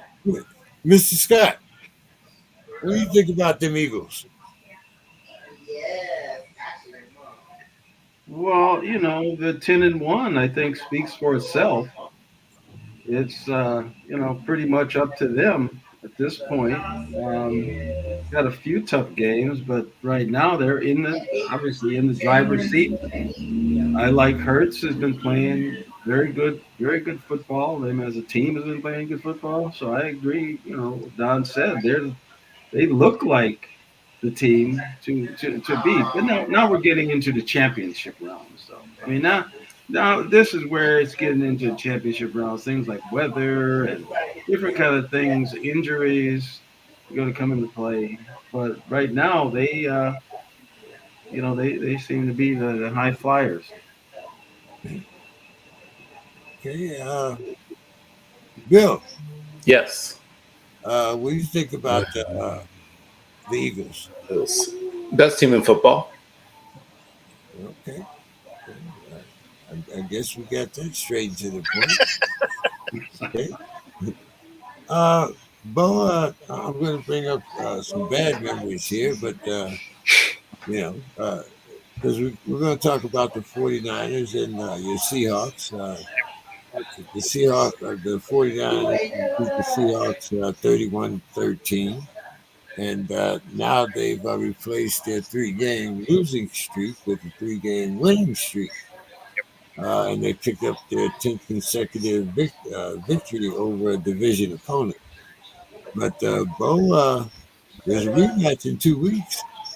I mean, the Seahawks, that schedule's kind of brutal for them, isn't it? Yeah, Dallas and then the 49ers back to back. yeah, and then they have the Eagles right after that. I mean, it's a gauntlet of games for sure. I mean, the Niners, they went through their 3-game losing streak there, but they were missing some really important key pieces. And so they come back and then they get right back on track and rattle off some wins. And then when you look at the Seattle side, they've really started playing some sloppy football. They've regressed as far as being able to wrap up and tackle. In fact, Woolen got benched during the game for his inability to tackle. I think they're 29th, I believe, in third down conversions, right? That doesn't exactly say championship football, right, for the Seahawks. So I don't know that the test for the Eagles and the Cowboys against the Seahawks is going to be as tough as it should have been, and mostly because, again, they're just playing very undisciplined, sloppy football. They're the second in the league as far as penalties. So not only do they have a hard time getting off the field, but even when they can, they have a stupid penalty, and it extends drives for other teams. So there's a lot that the Seahawks really need to fix moving forward. But when it comes to the Niners, man, they look tough to beat the way they are. Yeah, they certainly do. Don, what do you think about the 49ers? Oh, I think the 49ers are, they're up there with Philly. They're, they got a quarterback that is a gamer. He's gutsy. And they got him on the cheap. Next time the contract comes around, he won't be so cheap. But right now, they got him on the cheap. And they got McCaffrey, who's probably the top 3 running backs in the league. He does everything. He can run and catch. Their defense is surprisingly good. So I'm all in for Frisco. Dave. Yeah, well, I'm usually not an advocate for the long seasons. I think the seasons are too long, but this is an example. They had a 3-game losing streak. Now they've been able to recover a little bit, and they're starting to look strong, and they're starting to get some players back. So now, what I'm going to be very interested in is this week's game. They're playing Philadelphia, right? So that's a big game, and maybe that's a preview of somebody had mentioned an NFC Championship game later on. But that should be I'm really looking forward to that game. That should be a good matchup. Okay. All right. Bill, what do you think Yep. about the 49ers? They might be the second best team in football. This is going to be a very interesting situation, right? Because a lot of people pick the 49ers to be a Super Bowl team, win the Super Bowl perhaps even. And then a combination of injuries and maybe being slightly overrated caught them up early in the season. But now you see them all sort of sinking back up, falling into place. The players that were hurt, a lot of them have come back. Some of the ones that weren't able to come back, the players that have, been playing in their stead have stepped up and synced up and are playing better. So the 49ers are going to be a really, really tough out. And other than the Eagles, there's no other team that I feel like in the NFC side that feel like has a really good shot of ousting them once the playoffs begin. So I will not be shocked at all if the Eagles and 49ers see each other again in a playoff game, most likely a championship playoff game. So yes, that should be an interesting outcome. Let's talk about another interesting game or interesting team out here, Bill. We had 3 games in a row without a score in the second half. Sunday, they were down 2 touchdowns with not even an hour into the game. But then Patrick Mahomes throws 2 TDs. The Chiefs rally from 14 down to beat the Raiders 31-17. Bill, is that the Chiefs defense finally coming to play?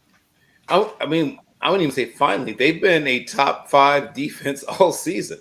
They are, I think, number 3 against the run. I think they're number 5 or something in terms of sacks. And I think they're number 3 or 4 against the pass in terms of, yards allowed per game. So they are up there in terms of being stingy to give up yards. They don't give up points. They generate turnovers. They are, they're not the 99 Tampa Buccaneers. They're not the 2002 Raiders, but 2001 Ravens, but they're really good.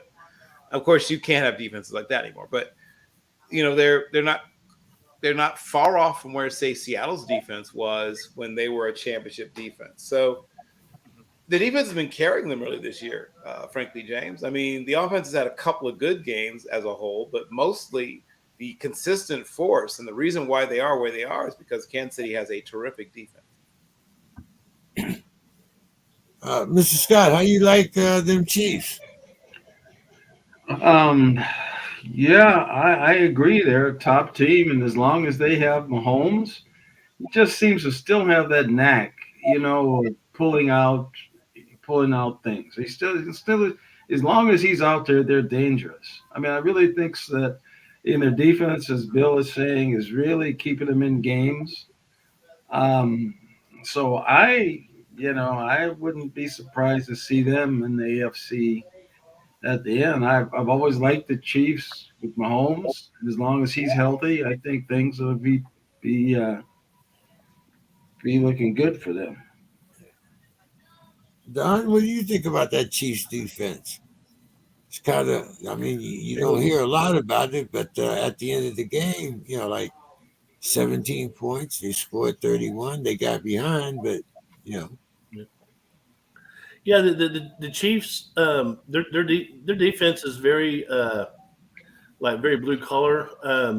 They just play sound fundamentally. They don't make a whole lot of mistakes. You can move the ball on them, but when the closer you get to the goal line, the stingier they get. So, they're doing what it takes to, I guess, play complementary football with the offense and special teams. So, I, I expect the Chiefs to be in the mix for the Super Bowl again this year, without a doubt. Against the Eagles, right? Well, it'll be the Eagles or the 49ers, whoever wins that game. What do you think, Dave?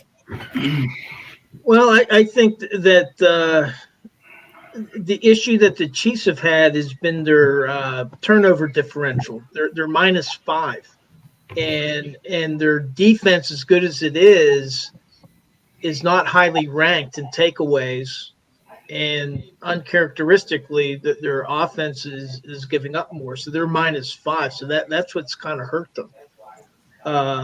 So I think, if they can correct their protecting the ball on offense, and if the defense gets a little bit hungrier in taking the ball away, then they might be they might surprise somebody in the playoffs. Okay. Dave, what do you call a final score that has never been seen in NFL history? A scoregami, I believe. There you go. There you go. The Broncos extend their winning streak to 5 games with their 29-12 victory over the Clowns. Mr. Scott, I wrote this last line just for you. I know you remember this from LL Cool J. Some call it a comeback.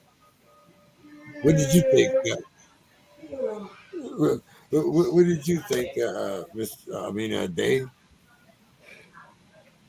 Myself or Anthony? No, I'll get to Mr. Scott because I know he's looking. I know he's looking for that LL Cool J album right now. So tell me your question again. I was asking about the Clowns, and the whole thing was. Let's see, where did I start? Excuse me. What did you think about that score? And you got that right. What was the final score? 29-31, and I was speaking about the 5-game winning streak that the Broncos are on after there was so much turmoil. Yeah. They've really, earlier this season, myself included, there was a lot of talk about Russell Wilson and dysfunctionality with Denver, and they seem to have turned things around. So, and they're becoming dangerous at the right time, because with the added playoff spot, there's 3 wild card teams. That's going to make it even more interesting. Where hey, I know the Steelers at one time were a 6 seed that won the Super Bowl. Maybe we'll see a 7 seed win the Super Bowl, and it's all about being hot at the right time. And right now, they're showing something. Now, again, you could say, well, hey, Cleveland, they don't have Deshaun Watson. But the thing is missing Deshaun Watson is not as important for Cleveland, because they have such a strong defense, and it's their running game. That's what they've kind of built their team around. Well, it's not like Deshaun's good anyway. Say again? I said it's not like Deshaun Watson was playing very well anyway. Exactly. When he got hurt. Right. And so, I think that the Cleveland, I was just talking to a buddy he's been a Cleveland fan since the 1960s. He's a little bit older than some of us, but he doesn't think that they're out of the playoff picture themselves. He thinks that Cleveland still has a shot. So, again, I think Denver's getting hot at the right time, and I would not count Cleveland out quite yet. What do you think about Denver there, Mr. Scott? Well, I think Denver, where did they come from? I mean, I thought that their thing was about over with, the way they had been playing. But I think that coach, I can see that coach going into that locker room and saying, look, if this thing doesn't turn around, some of these guys are not going home with us. And I think that he somehow got Russell in gear. And, as was said earlier, they're playing good at the right time. I haven't really looked a whole lot at them because I just thought they were pretty much out of it. I was always saying, well, what happened to Russell Wilson? What all of a sudden he's just totally ineffective. But slowly, with a new coach, probably a new system, and those kind of things seem to be coming together. And I always like the quarterback driven teams. I mean, I like that. And, I like the comment too earlier about the Browns because I love their coach. I mean, I think Stefanski is one of the better coaches in the league. I mean, he's working around, but why sign Deshaun, Mr. Massage, in the first place? That's part I don't really understand. He gave out like guaranteed money. I don't get that.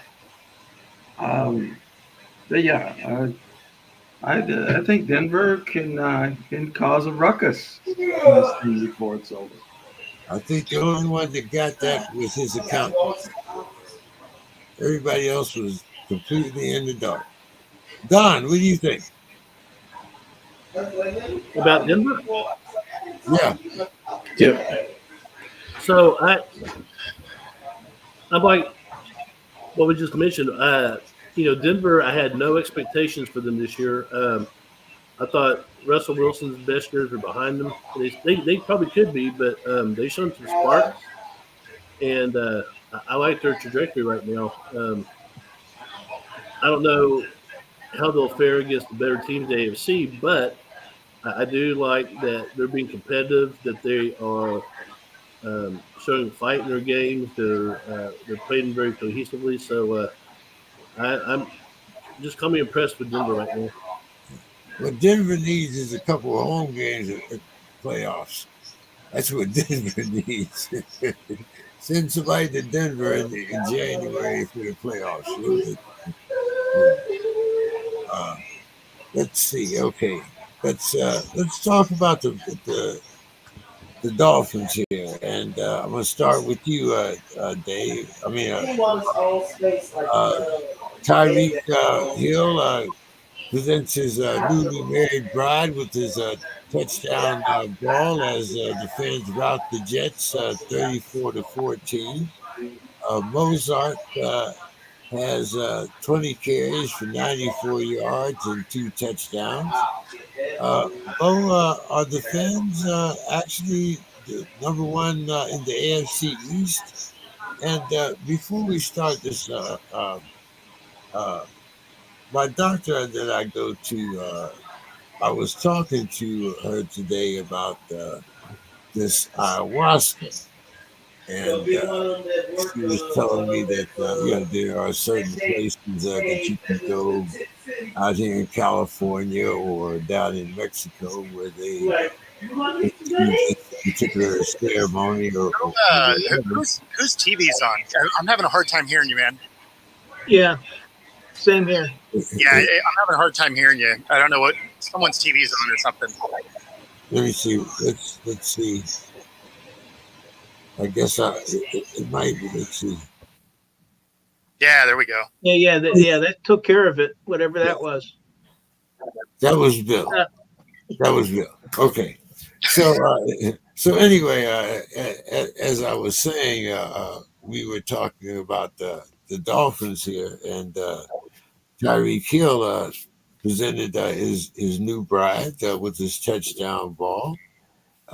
Mozart had 20 carries for 94 yards and 2 TDs. So I was asking you, Bo, are the Finns the number one team in the AFC East? And what do you think about ayahuasca? Is actually on what? He's on the 21-day list. He is. So it's not going to matter. But to answer your first question, yes, because the Bills are absolutely falling apart. So So the Dolphins are that team for the division. I still don't love the way they play defense, though. So I don't know if it equates to wins in the playoffs, but they're going to win their division. But when it comes to Rodgers, yeah, he's in that 21-day window. He could potentially come back. I don't know why he would, though. It's not like the offensive line got better while he was away. So if he's just looking to come back and get smacked, then yeah, I mean, I guess cool, come back. But they're not going to be playing for anything, so it wouldn't be beneficial for him to, unless he just wanted that ego stroke of being the fastest guy to recover from an Achilles. Well, that's what, the next hero of Broadway. He won't be Broadway Joe. I guess he'll be. They'll find something. In New York. But I mean, he's not going to be a hero because he's not going to come back to be able to play for anything. He's going to come back and close out a losing season. It's not going to matter. Well, according to him, he's going to come back and put the Jets in the playoffs. Well, he better come back this week then.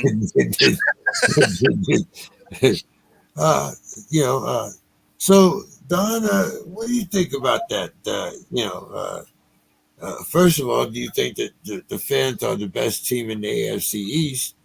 And is there really a need for Rodgers to come back, other than to stroke his own ego, maybe? Yeah. So, when you're putting the substances in your body that he puts in his body, you make some wild claims, and I think you chew out some stuff that you're really not ready to swallow. I mean, he's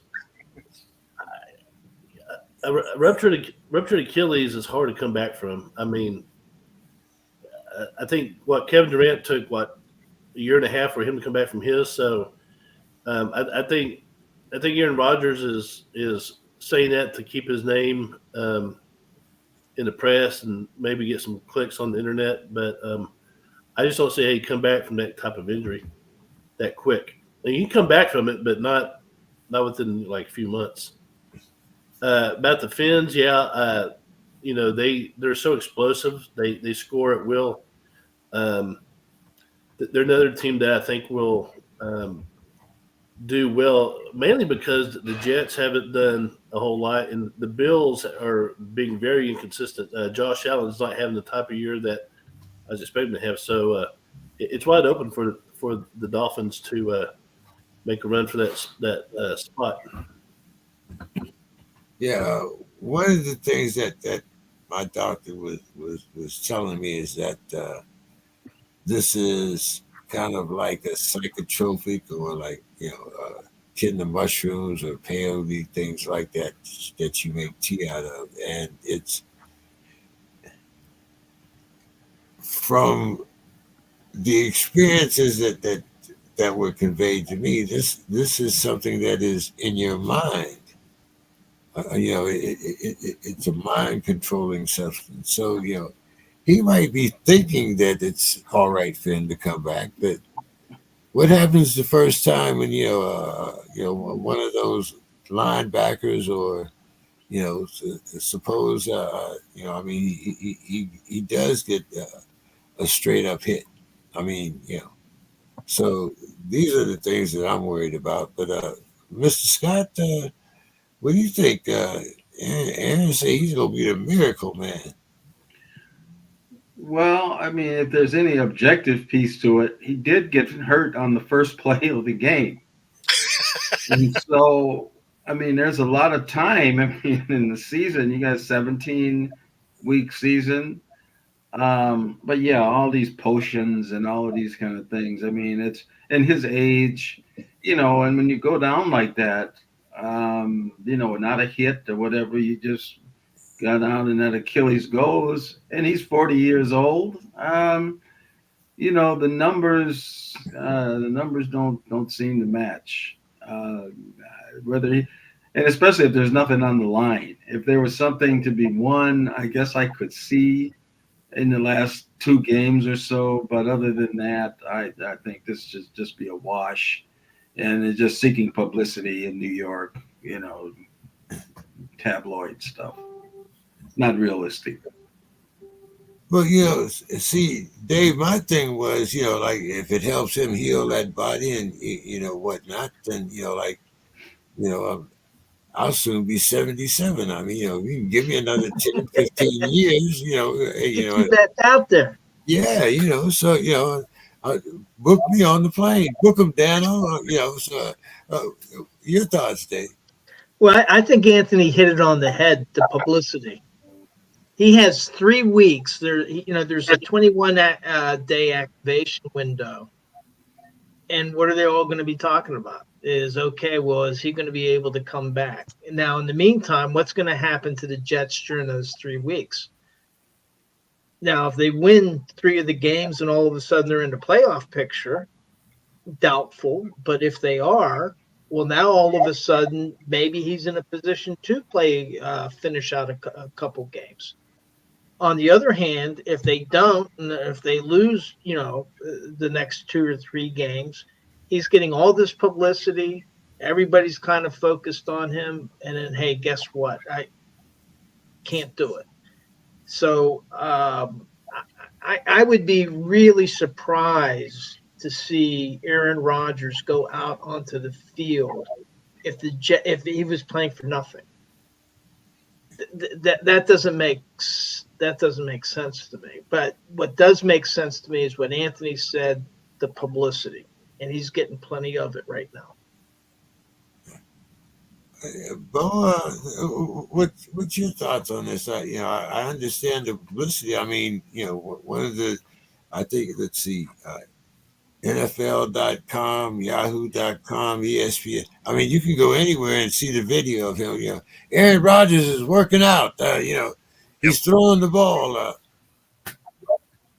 Yeah, I mean, that's all it is it's just keeping him in the headlines, which, I mean, let's be honest, if you've watched him over the last few years, that's where he likes to be. He likes to pretend like he doesn't want the attention, but then he goes out of his way to seek it out. So, yeah, I mean, this is an attention grab for sure. It makes absolutely no sense for him to try and come back, simply because the team's not going to be in position to do anything with him. If he was going to come back for, like Mr. Scott said, at the end for the last couple of games, sure, that would make sense if that was the push to get into the playoffs. But, I mean, they have no chance at this playoffs unless they really go on a run with their, fifth string quarterback at this point. I don't see that being a real thing. So this is all just attention gathering. That's really all it is. Yeah, pretty much. Yeah. Well, let's talk about the Ratbirds here before I get Dave to talk about my Steelers. But the Ratbirds wide receiver, Zay Flowers, catches and runs for a TD in their 2010 victory over the Chargers. The Ravens force 4 turnovers. Their 9-3 record is actually the best in the AFC. And Lamar Jackson was 18 for 32, 177 yards, a TD.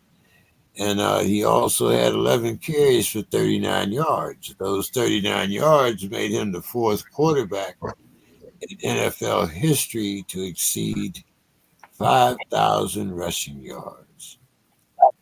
Does this put him in MVP conversation for you, Mr. Scott? Yeah, it does. It definitely does. I mean, and their team looks good. A couple of mystifying losses, but they seem to be healthy. Lamar seems to be really doing his thing. The defense seems to be going good. So yeah, that's going to be a tough one to come out of that AFC. That's going to be, you're going to have your also rans like we're going to be talking to about in a little bit. Pittsburgh, but when you're looking at the Baltimores, you're looking at Miami, Kansas City. Yeah, they're right in there. You might want to look and see who has the best record, the Vikings or the the Steelers. Well, we're not I'm talking about just the saying. Vikings right. We're not talking about the Vikings right now. Oh, okay. Back to it. We're not. Well, we weren't talking about the We're not Steelers talking- either. We weren't talking about the Steelers Changing the either. subject. Let's not.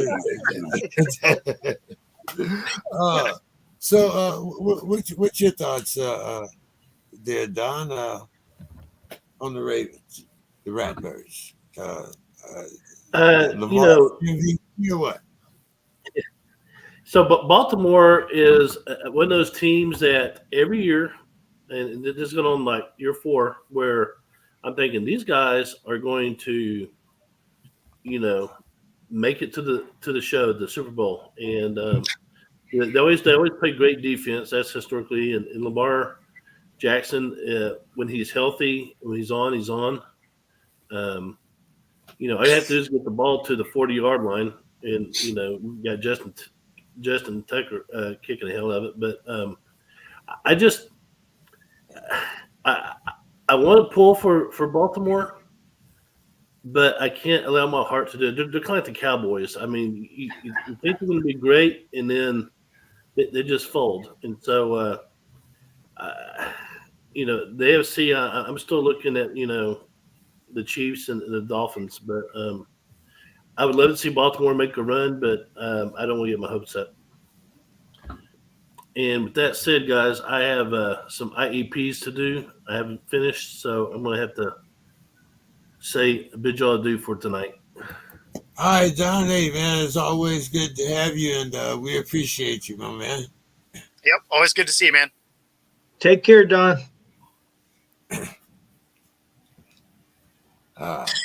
Okay, I think Bill, you got that TV turned down?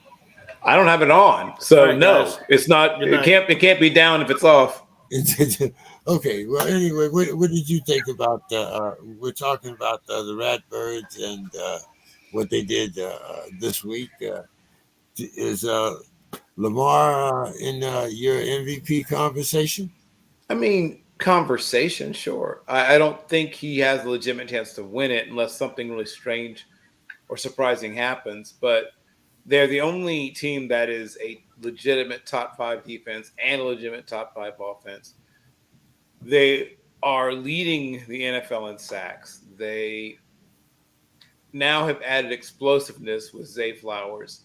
That was something they were frankly missing in the passing game for almost ever. I mean, you have to go back to, I guess, Steve Smith or something. I mean, they've always managed to get the ball to tight ends and running backs and things like that. But their wide receivers, and I think they've had one 1,000-yard season with Marquise Brown, Hollywood Brown, before he left. And then that was the only 1,000-yard season they'd had in the last 10, I believe. I think they'd gone some inordinately long number of years without having a 1,000-yard season. So from a receiver. So they are a team that now has guys, like I said, Zay Flowers, who are legitimate guys who you might go for 1,000 yards. If Rashad Bateman could ever stay healthy for the same period, he has a legitimate shot at it as well. So you have an opportunity. I mean, this is a team that can win a Super Bowl. They are a team that's built in such a way they can win a Super Bowl. But like I said, they have to stay healthy. Lamar has to avoid that sort of late season tail off that we've seen the last few years. If he can, go on into, on an upward vector through the last few games, instead of that downward vector we've seen the last few years, they are a definite contender. Bo? Yeah, I mean, the Ravens were one of my preseason picks for the Super Bowl. So I had an Eagles-Ravens Super Bowl. But, yeah, I mean, is he in the conversation? Sure. Is he going to have the stats?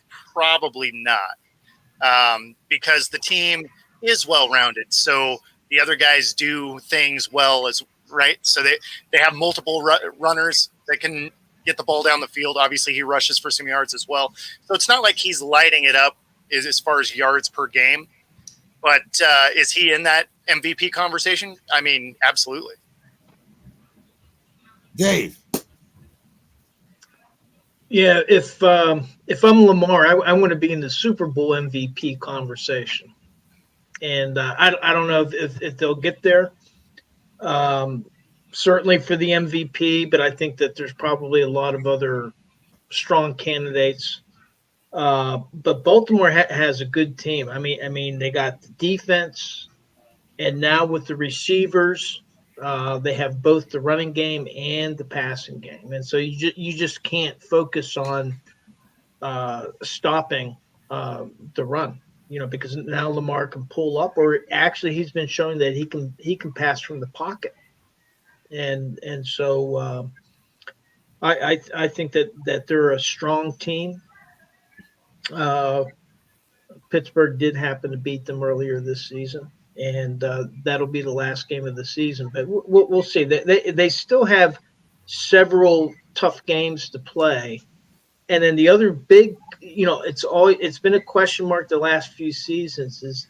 Will Lamar Jackson remain healthy? So far, he has. And it seems like this, maybe him dropping more, being more of a pocket passer, or not a pocket passer, but passing from the pocket more than he has in the past. Maybe that will help with his health. So we'll see. Because there's been a couple seasons that he hasn't been able to complete because of injuries. Yeah, I wouldn't call him a pocket passer, but he's definitely become more patient of a passer. Correct. Yeah, definitely that. Dave, the Steelers put up a season high 421 yards without Canada as the OC. They beat the Burrowless Bungles 16-10, and Coach Tomlin said he'll let Deontay Johnson talk about his lack of reaction to that fumble. Deontay gave an explanation. I'm not sure if that's what you call it, but anyway, Dave, give us the good, the bad, and the ugly.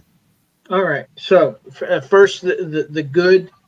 I was skeptical about the whole idea of splitting the offensive coordinator duties between Eddie Faulkner and Mike Sullivan. I'm sure it's been done before. Where Mike Sullivan is like the game manager, the play caller, and Eddie Faulkner is coming up with the game plan. But it worked, and they gained a lot of yards. And one of the big differences, one of the different approaches they had, from what I understand, is that under Matt Canada, he wouldn't get a lot of input from his coaches, and the position groups would remain in their position groups, and he would rely on his coaches to relay, this is what the game plan is. Well, what Faulkner did as the interim offensive coordinator, he brought the whole offense together to kind of go over it. And they only had a couple days, because the announcement was only Tuesday. And so that seemed to help. So that, when you watch Kenny Pickett, you watch the other players, they seem to have more confidence in what they were doing out on the field. So I think it may have been a communications issue, an internal communications issue, but I think that was very good. And the defense continues to play strong even without Minkah Fitzpatrick. Now the bad, they got over 420 points, but they only scored 16. You mean 420 yards? 420 yards, but they only scored 16 points. That's just not going to cut it. And then on the defense, as well as they played, they let them back into the game at the end, where literally it came down to an onside kick, because the defense gave up a scoring drive, where they opted to do the field goal and the onside kick. The ugly, I would say, because you said good, bad, and the ugly. The Deontay Johnson's play in the end zone, we had Gene Stirafor saying that was a touchdown. If it were challenged, it would be a touchdown. You had the Zebras. So website of the referee Zebras, the NFL Zebras, they said no, it wasn't a touchdown. So And what Mike Tomlin's explanation was about that was the reason he did not challenge it is he didn't see it directly, and that he believes that if it's a close call, the referees will tend to call a touchdown because then that triggers an automatic replay, which I found interesting. It was an interesting thought. And that he didn't throw the flag because then if they said it wasn't a catch, then they had better evidence than he did. He didn't have a good look at the thing. But then you had the next play. Jalen Warren fumbles the ball, which was the worst thing that could happen. And then you have the video of Deontay Johnson, who apparently had his mind on the previous play and not even reacting. And now he says that he didn't actually see the ball. He didn't realize that it was a fumble, but you had all these players chasing it down. It's how could you not know? And there's actually a history there where that happened once before. So so he did apologize to the teammates. You know, when Mike Tomlin was asked about it, he basically said, you know, look, that's up to Deontay Johnson. He's going to have to answer your questions. He's going to have to respond to his teammates. And I'm not going to add anything to it because I wasn't in the play. And I would prefer that the people that were involved in the play talk about what happened, which I think was the right thing to do. He attempted to do his apologies, and you know, a lot of fans aren't accepting it. But to me, that's not what's important. What's important is how his teammates respond to it, because they got to get ready for a game against the Cardinals coming up here in a few days. Well, So and it was funny because he actually took 3 plays off in one play, because when you saw him line up, he was supposed to be blocking, right? It was a running play. He didn't do that. Then correct. He ignores the fact that it's fumbled, right? So now he's taken 2 plays off, and the play's not even over yet. Bengals swoop that thing up. He doesn't even chase the play down, right? So it's not even like, oh, I missed the ball. Oh, let me get back in this play. He just like turned around and was like, I guess things are happening. Like he literally missed 3 things in one play. Correct. I don't know. And who saved that whole thing was Connor Hayward. Just came out of nowhere to make a touchdown saving tackle. But Absolutely. So No, we'll have to see how he responds. Yeah. All right, guys, let's get to our predictions here. Let's see. We can start with tomorrow night's game. As I said, you guys might be a little surprised at some of these odds and whatnot, but here we go.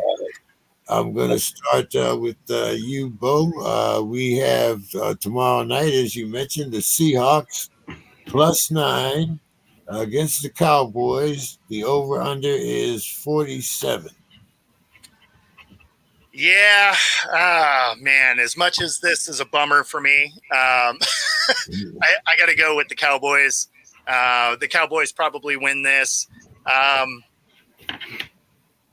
The fact that Walker is still out and the fact that they haven't been able to tackle anybody for the last couple of weeks, I'm going to go with Dallas to cover. And 47. Man, I guess I'll take the under there. Okay. And Sunday morning, we have the Lions giving 4 to the Saints. Bo, and the over-under is 46. Yeah, this one I'm going to go Lions. Going to take the points. And I'm going to go the under here as well. The Saints have played really bad on the offensive side of the ball. So, and the defense hasn't been spectacular either. So this is going to be all Lions. Lions points and the under. Dave. Well, I'm actually going to take the Seahawks and the points in that game. And because the game is, it's November 30th. I thought it was going to be in December, but still, I'm going to take the Seahawks and the over. Okay. And the Lions giving 4 to the Saints. Man, the Saints haven't been playing. I'm going to take the Lions and the over in that game. Okay. Mr. Scott. Seahawks, Cowboys. It's funny nobody wanted to hear my take on Pittsburgh. It's funny that how I was just overlooked. Nobody had to, but that's fine. That's fine. I'll come back to that some other time. But as far as the gosh, Seahawks, boy, 9 points is a lot. I'm going to continue to ride with the Cowboys, and I'm going to go with the over. Ooh. I think they can make a statement. This is the type of team that they could make a statement against. So, and then as far as the Lions, boy, they as good as they've been playing is good. I don't believe in them. I just can't make myself do it. The Honolulu Blue, it just doesn't. I can't. And even though the Saints haven't had much, I'm going to take them. I mean, I think that this could be something, a trap type of game, and I'm going to take the Saints, and but if I take the Saints, I can't really take the over. I'll have to take it under. Okay. All right. Bill. Yep. Who you got here? You got I was thinking about that. And the spread was what again? The Seahawks are getting 9 against the Cowboys, and the Lions are giving 4 to the Saints. Okay. I will take 9. Yeah, I'll take Seattle. 9's a big number, and Seattle's not a bad team at all. People are underestimating their defense, particularly. If they turn the ball over a lot, that could turn into a blowout. But if they're just careful with the football, that'll be a dogfight. Over-under is 47. Over. I'll take the over in that game. And then in the second game, Lions are getting 4, are giving the Saints 4, and the over-under is 46. I'll take the over again that game and 4. I think the Lions will cover the 4. Okay. Staying with you, Bill. The fans are giving the Commanders 9.5. The over-under is 50. The over, that's the easiest over I've had in a long time. That is one where you might consider dipping into some of Grandma's insulin money. And 9.5, it's a big number. You know what? Commanders. Yeah, okay. Well, that was the last thing I needed to hear. Okay, so go ahead. I'll take Washington. I think that they, I think that they probably lose this game by maybe a touchdown. So maybe, I'll take them. Okay, and staying with you, Bill, the Chargers -6 playing the Patriots. The over-under is 40. Oh, oof. I will take the under just barely. I think that the Chargers score about 27 points, but I think that the Patriots only score 10. This is going to be an ugly, ugly affair. And you said they're giving them how many points? 6. I think they'll cover. I'll take the Chargers. Okay. Mr. Scott.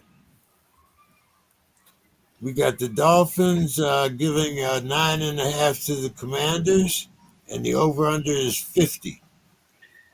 Well, yeah, I got to take that 50. I mean, because the Commanders quarterback has been putting up some numbers. And then Miami's been doing the same thing. So I'm going to go with the over. And too much disarray on the Commanders for me to take them. I'm going to take Miami, even though I'm going to give up 9.5, which is, for purpose of this show only.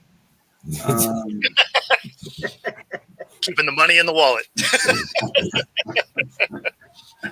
And what about the Chargers and the Patriots? Boy, another awful slog.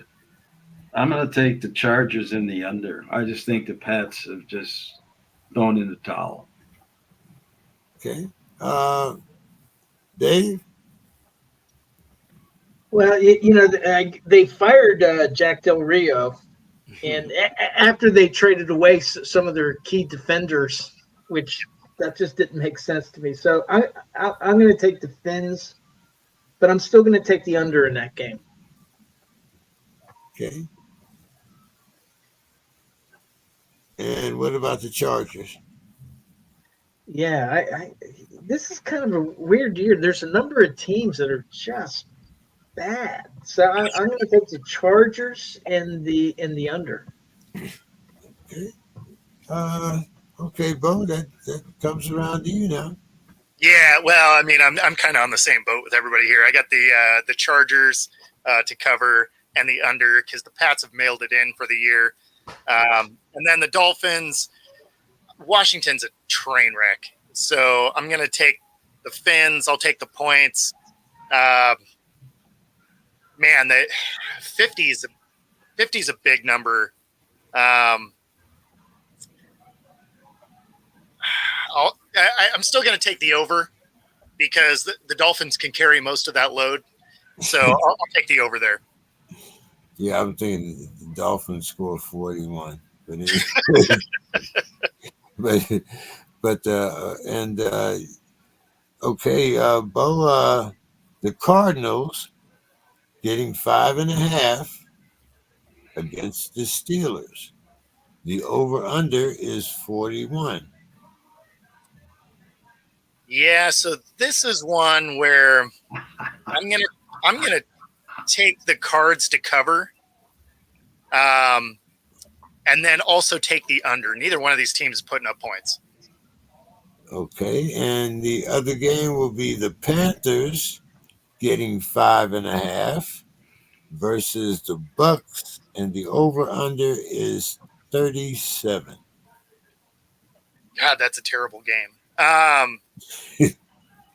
Wow. I'll take the Bucks. Yeah, I guess. I'll take the Bucks to cover, I suppose, and the under. Okay. Terrible game.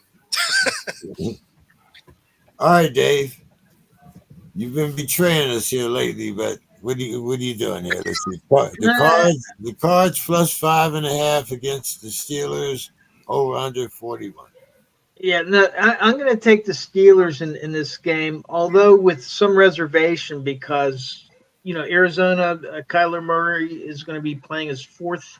I think it's his fourth game back, and James Conner's back, and so I think they're going to be a tougher nut to crack. But I'm still going to take the Steelers, and I'm actually going to take the over in that game.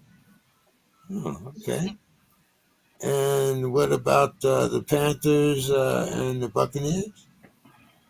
Well, Mayfield got hurt, but I think he finished the game this past week, and so I'm going to go with the Bucks and the over. Bill. Yep. Cardinals getting 5.5 against the Steelers. The Steelers Over under is 41. Oof. I'll take the over. Probably just barely though. Probably 43 is probably the number. The Steelers have played a lot of. I think they lead the NFL in close games. I think they've only had one game that wasn't a single-digit score differential. Two, I think. Texans and San Francisco. Oh, that's right. Yeah. I forgot about the Texans. Okay, so 2. So other than that, they've played every other game very close to the vest. And you said the number's 4? 5.5. Oh, 5.5. Oh, yeah. I could easily see them not covering 5.5. So yes, I will. I do like the rejuvenated offense. Everyone has been celebrating. I'm surprised they didn't make it like a school and banking holiday when they fired Matt Canada. But yes, despite that, 5.5. If it were 4, I might be able to. I just don't think they're. Yeah, I'm going to take Arizona to not be covered by the 5.5. Panthers Bucks 5.5. And Panthers getting 5.5. Over under is 37. Over. And 5.5. That's close. That's probably about right. I'll take Tampa Bay, but I don't like it at all. Okay.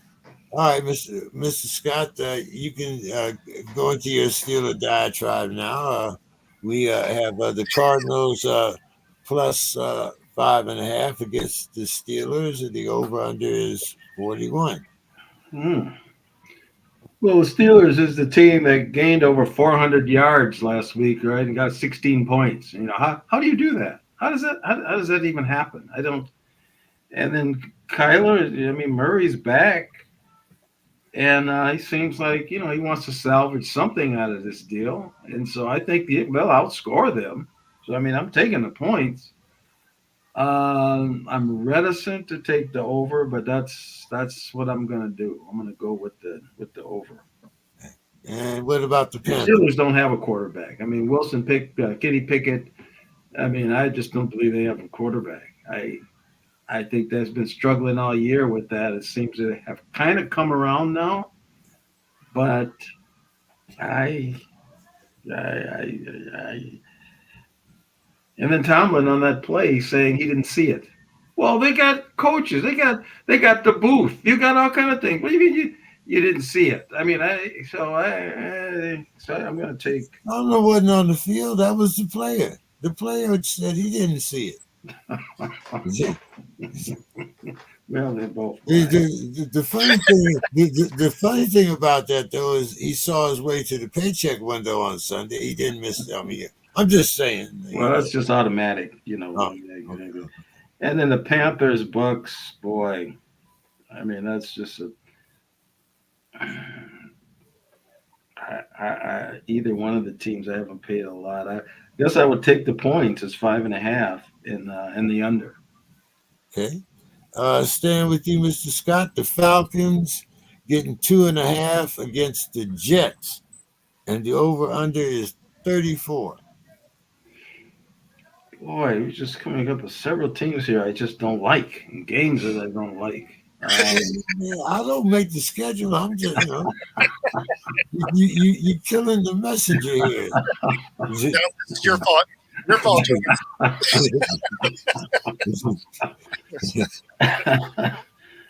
But I'm going to take the Falcons and the points. I mean, what do they have to lose? And then I'll take it over 34. It's a low number. Okay. Well, this is a pick'em game. The Colts -1 or +1 against the Titans. They're giving the Colts are actually giving the Titans 1 point, and they're playing at the Titans. The over/under is 42.5. Yeah, well, Derrick Henry seems like he still wants to play. And then I think, did Taylor get hurt again? Yes, Taylor's out for a few weeks with thumb surgery. Well, I'll take the Titans and the over. Okay. Bill. Yep. Falcons, Jets. Falcons getting 2.5. The over/under is 34. I'll take the.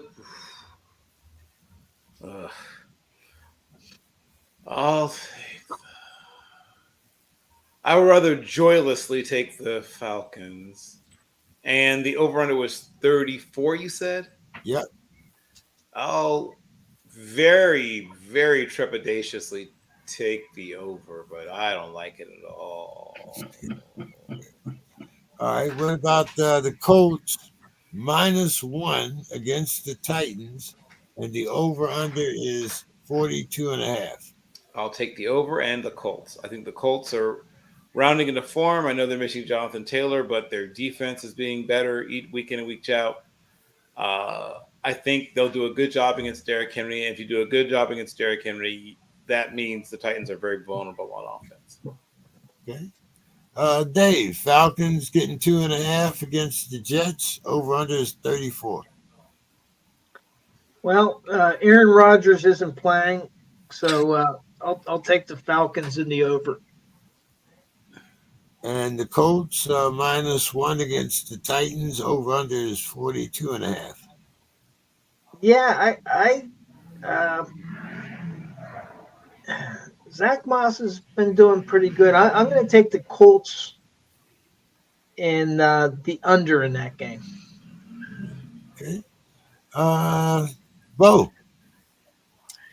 Yeah, so I'm going to take the Falcons. I'm going to take the under, though. This feels like a 17-13 kind of game. Like, this seems like it's going to make you want to bleed from the eyeballs to watch this thing.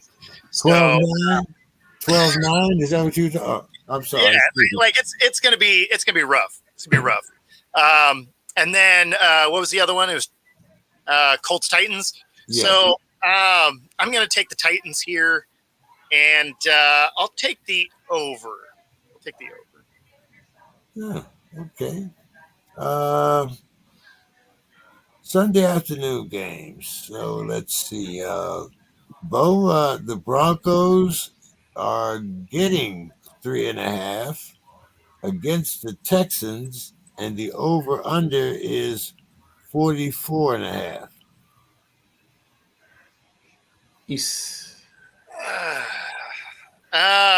Man. Okay. Well, I like Houston here. I think the Broncos are frauds. Their offense really hasn't done anything.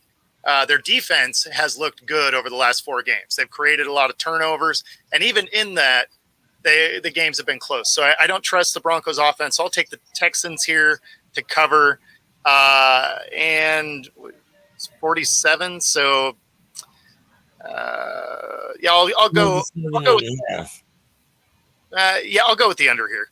I'll go with the under there.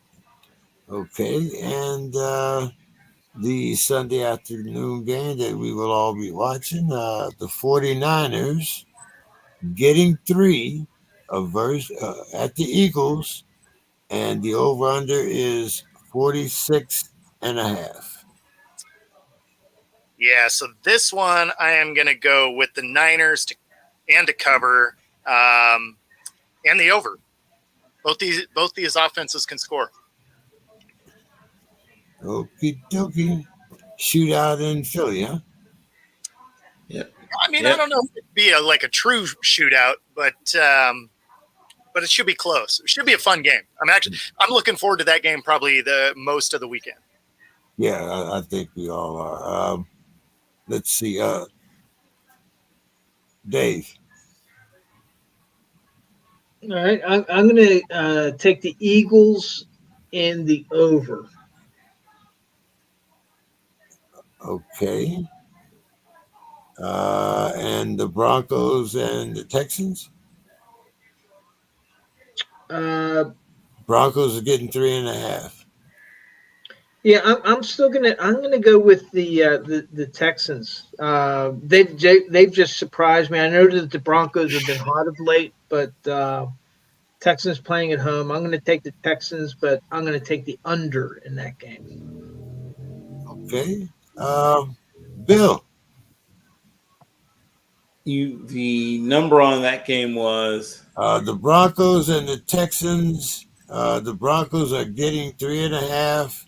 The Texans, the over/under is 47.5. right. The number was 4.5.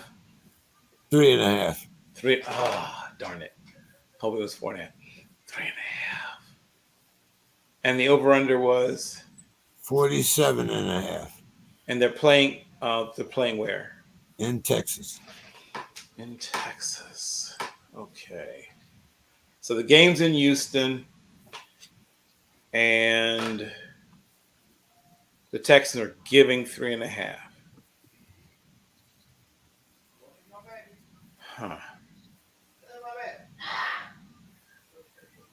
I'll take Houston, and you said the over was. The number over under was 47.5. 7.5. Oh, that's right about right. I'll take the under incredibly nervously. Okay, and the 49ers getting 3. playing the Eagles in Philly, and the over/under is 46.5. I'll take the over, but just barely. And I will take the 49ers. I think the Eagles win it, but I think it's literally like a 30-31 kind of affair. I think 1 point either way for either team. Okay. Mr. Scott. Texans, the Broncos getting 3.5, playing the Texans, and the over/under is 47.5. Well, I like Stroud, and I think the Texans have been a surprise. They're ascending, and I think this could be a really good type of statement game. I'm going to take them in the over. Okay. 49ers, Eagle. Well, I like both teams. There's no question about that. I do get a little concerned about San Francisco and the health of McCaffrey. I mean, it just seems like in years past he's missed some games with injuries towards the end. And if he stays healthy, I mean, I'd like them to. Boy, I'm going to take the Eagles, and I'm going to take it over. Oh, okay. All right. Well, let's see. Let's knock out these last three. Okay, Mr. Scott, we have the Clowns getting 3.5 against the Rams, and the over/under is 39.5. Boy, the Clowns really, they don't have a quarterback.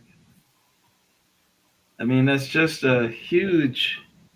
But again, they have a mastermind coach, and the Rams seem like. I mean, Stafford. I don't know if he's been hurt or something, but he seems like he's back playing now. I mean, their season's in the tank, but I'm gonna have to stick with somehow the Browns and the under. Okay, let's see. Sunday night, Mr. Scott, we had the Chiefs giving the Packers 6, and the over/under is 42. Yeah, Chiefs over. Chiefs and over. Yeah, that's. I mean, I can put that down now if you want to go against me on that, James. I mean, we can do. I'm on the side on that. Okay, all right. Well, what about this Monday night game here where we have Cincinnati getting 8.5 against Jaguars, and the over/under is 38. Oh man.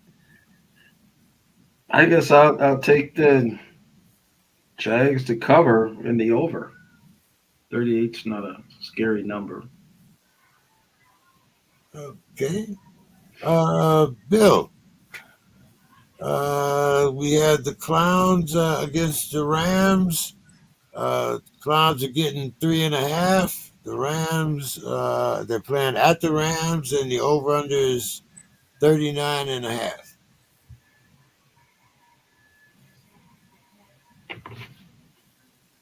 And the game is played At the Rams in LA. at the Rams. And the Rams are getting. No, Cleveland is getting 3.5. Say no more, Cleveland. Fun fact: the Rams, of course, began their life as a franchise in Cleveland. Yeah. So it's but yeah, give me the real Cleveland franchise. The Browns here, and they do embody Cleveland. So I was going to say, we already did the Ravens. yeah, but that's a good one. And the over under is 40. No, the over/under is 39.5. Oh, I was hoping to be in the 40s so I can go under. I'll still go under. Okay, and the Monday night game, the Bungles getting 8.5 against the Jaguars, but the over/under is only 38. I'll go over, and I think the Jaguars win it, but 8.5 is a big number. I don't think they'll cover it. I will take Cincinnati, and I think that game's going to be closer than people think. Okay, Dave. All right. If Cleveland had fans that traveled like Pittsburgh, I might take them in LA. But I don't think that there's going to be as many Cleveland fans out there. So I'm going to take the Rams and the under because Cleveland's defense is they've had some injuries, but they're still very good defense. Okay. Chiefs and Packers. Okay, Chiefs and the over.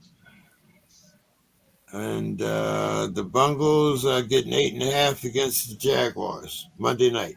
Yeah, that sounds like a lot, but like in the case of Cleveland, losing Deshaun Watson wasn't as bad as Cincinnati losing Joe Burrow. Right. And plus your defense just isn't that good. So I'm going to take the Jags in the under in that game. Okay. Or no, excuse me, the over. I'll take the over. Oh, the over. Okay. Yeah. Yeah. That 38 is really tempting them. Mm-hmm. Bo. Yes, I'm gonna take the Rams at home. I'm not gonna take it. You said it's 3.5, 30, or is that 3.5. 3.5? So I'm gonna take them not to cover, but I got the Rams winning and the under. And then KC, that one's easy. It's just KC, the points and the over. And then of course I'm gonna have this is also easy because the Bengals don't have a quarterback. So I'm gonna take the Jags, the points and the over as well. Okay, dope. Well, okay. Bill, final thoughts.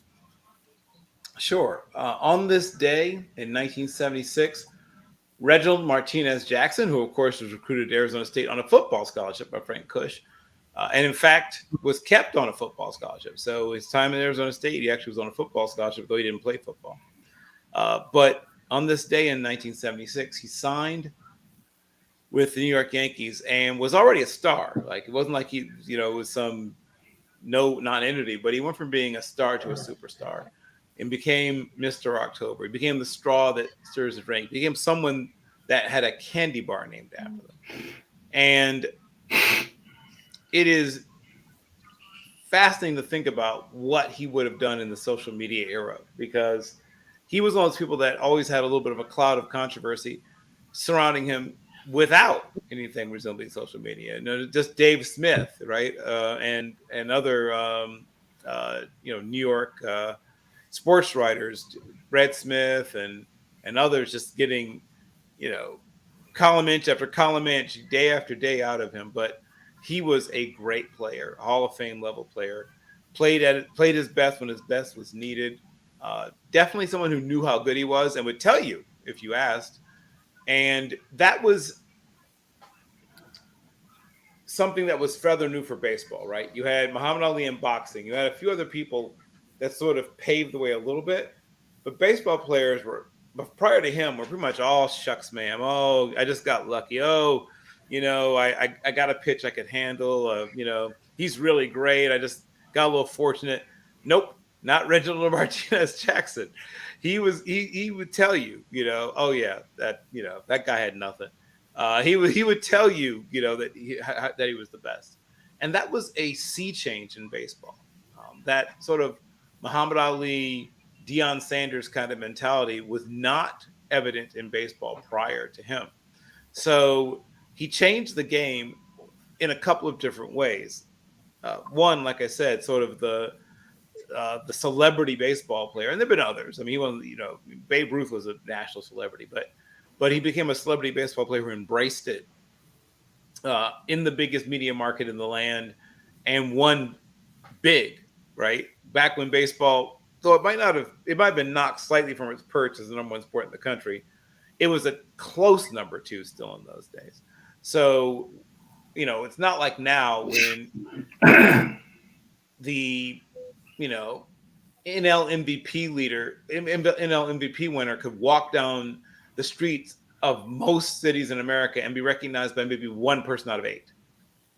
That baseball is, wasn't in that kind of situation in those days. So Reginald Martinez Jackson becoming a Yankee this day in 1976 was something that changed the fortunes both of him as a person and the Yankees as a franchise in ways that they probably had tried to imagine, but I don't think they had fully imagined how different both would be from that point forward. Very good there, Bill. I know we always can get one of those facts from you. Dave, why don't you give us your final thoughts? Yeah, I'm going to go back to Deontay Johnson. He's, first of all, the criticism that he's receiving it's warranted. He basically blew off a play, and he's receiving a lot of criticism. There's a number of very, very vocal Steeler fans that want him traded. They don't like that Mike Tomlin. They want him to punish him and all this kind of stuff. And people are questioning his apology and explanation that he gave to the team. Whether it was sincere or not. And for me, it doesn't matter. It doesn't matter what we think. What's important is what his teammates believe, and did they accept his explanation? And and in terms of the way that Mike Tomlin is handling it, his job isn't to mete out punishment. His job is to extract the best performance that he can from a player week to week. And what he's in the midst of now is preparing to play the Arizona Cardinals on Sunday. And I think that Mike Tomlin handled it perfectly, because he told the media during his conference, look, number one, Deontay he has to forget about the previous play. He can't have that in his mind and then lose a play.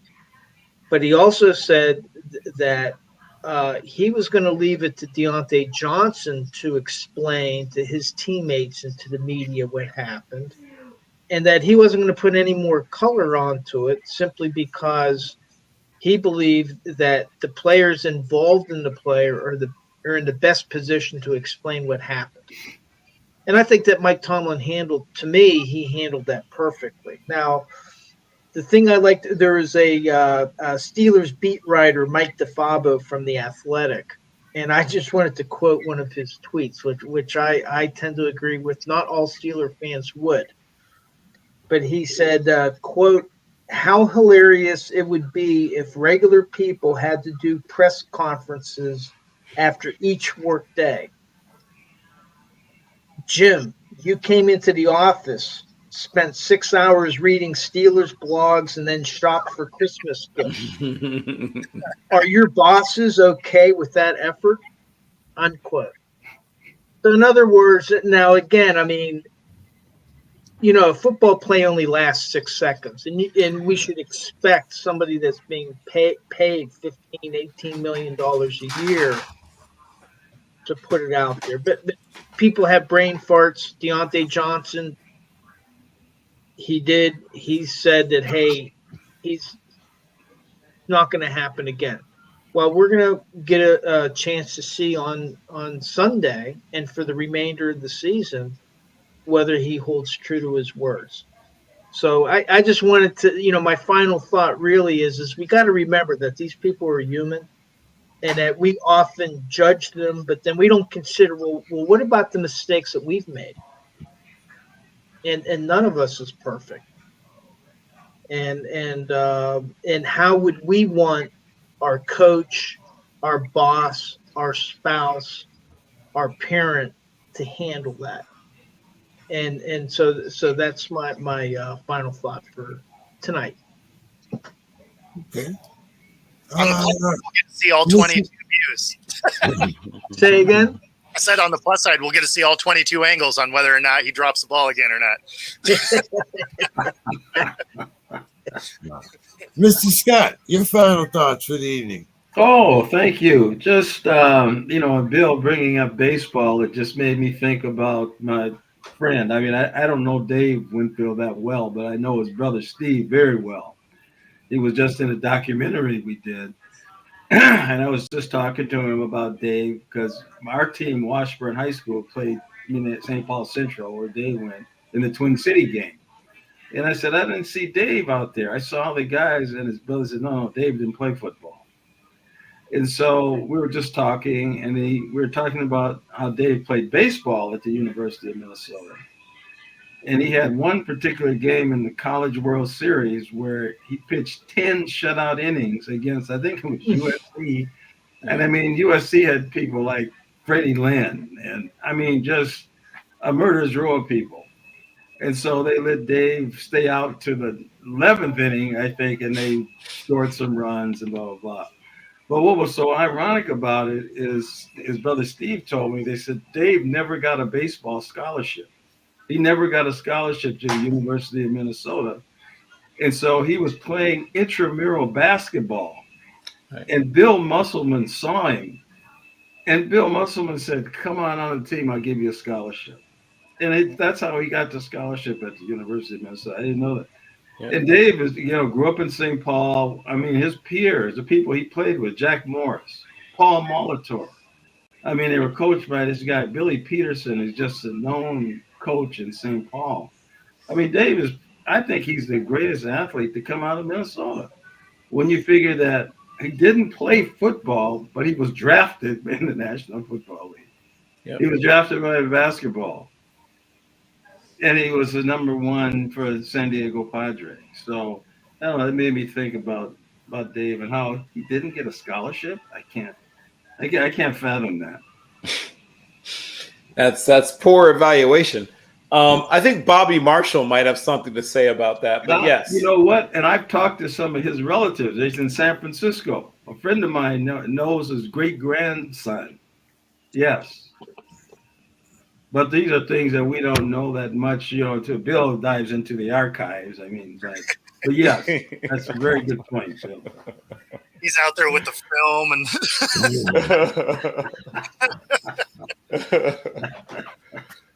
All right, Bo, take us home. Yeah, so I got an easy one. We, we're solidly in the holiday season. We're getting close to Christmas. And just remember that everybody it's a stressful time of year. So just take some extra grace with the people out there and understand everybody's under a lot, trying to achieve a lot of things before the end of the season. So just be nice to each other, give each other a little extra time, a little extra grace. Well said. Good advice. I knew there was a reason. See, we have to have guys like Bo around. See, cut through my pessimism and Mr. Scott, always blaming Demetrius about ducking him. So just tell him how disappointed I am. I mean, really, I'm very disappointed that I didn't see Demetrius. I want to wish him a holiday and wonderful guy. Great. All right, guys. All right. Have a good one. I'll see everybody next week. See you next week. Good night.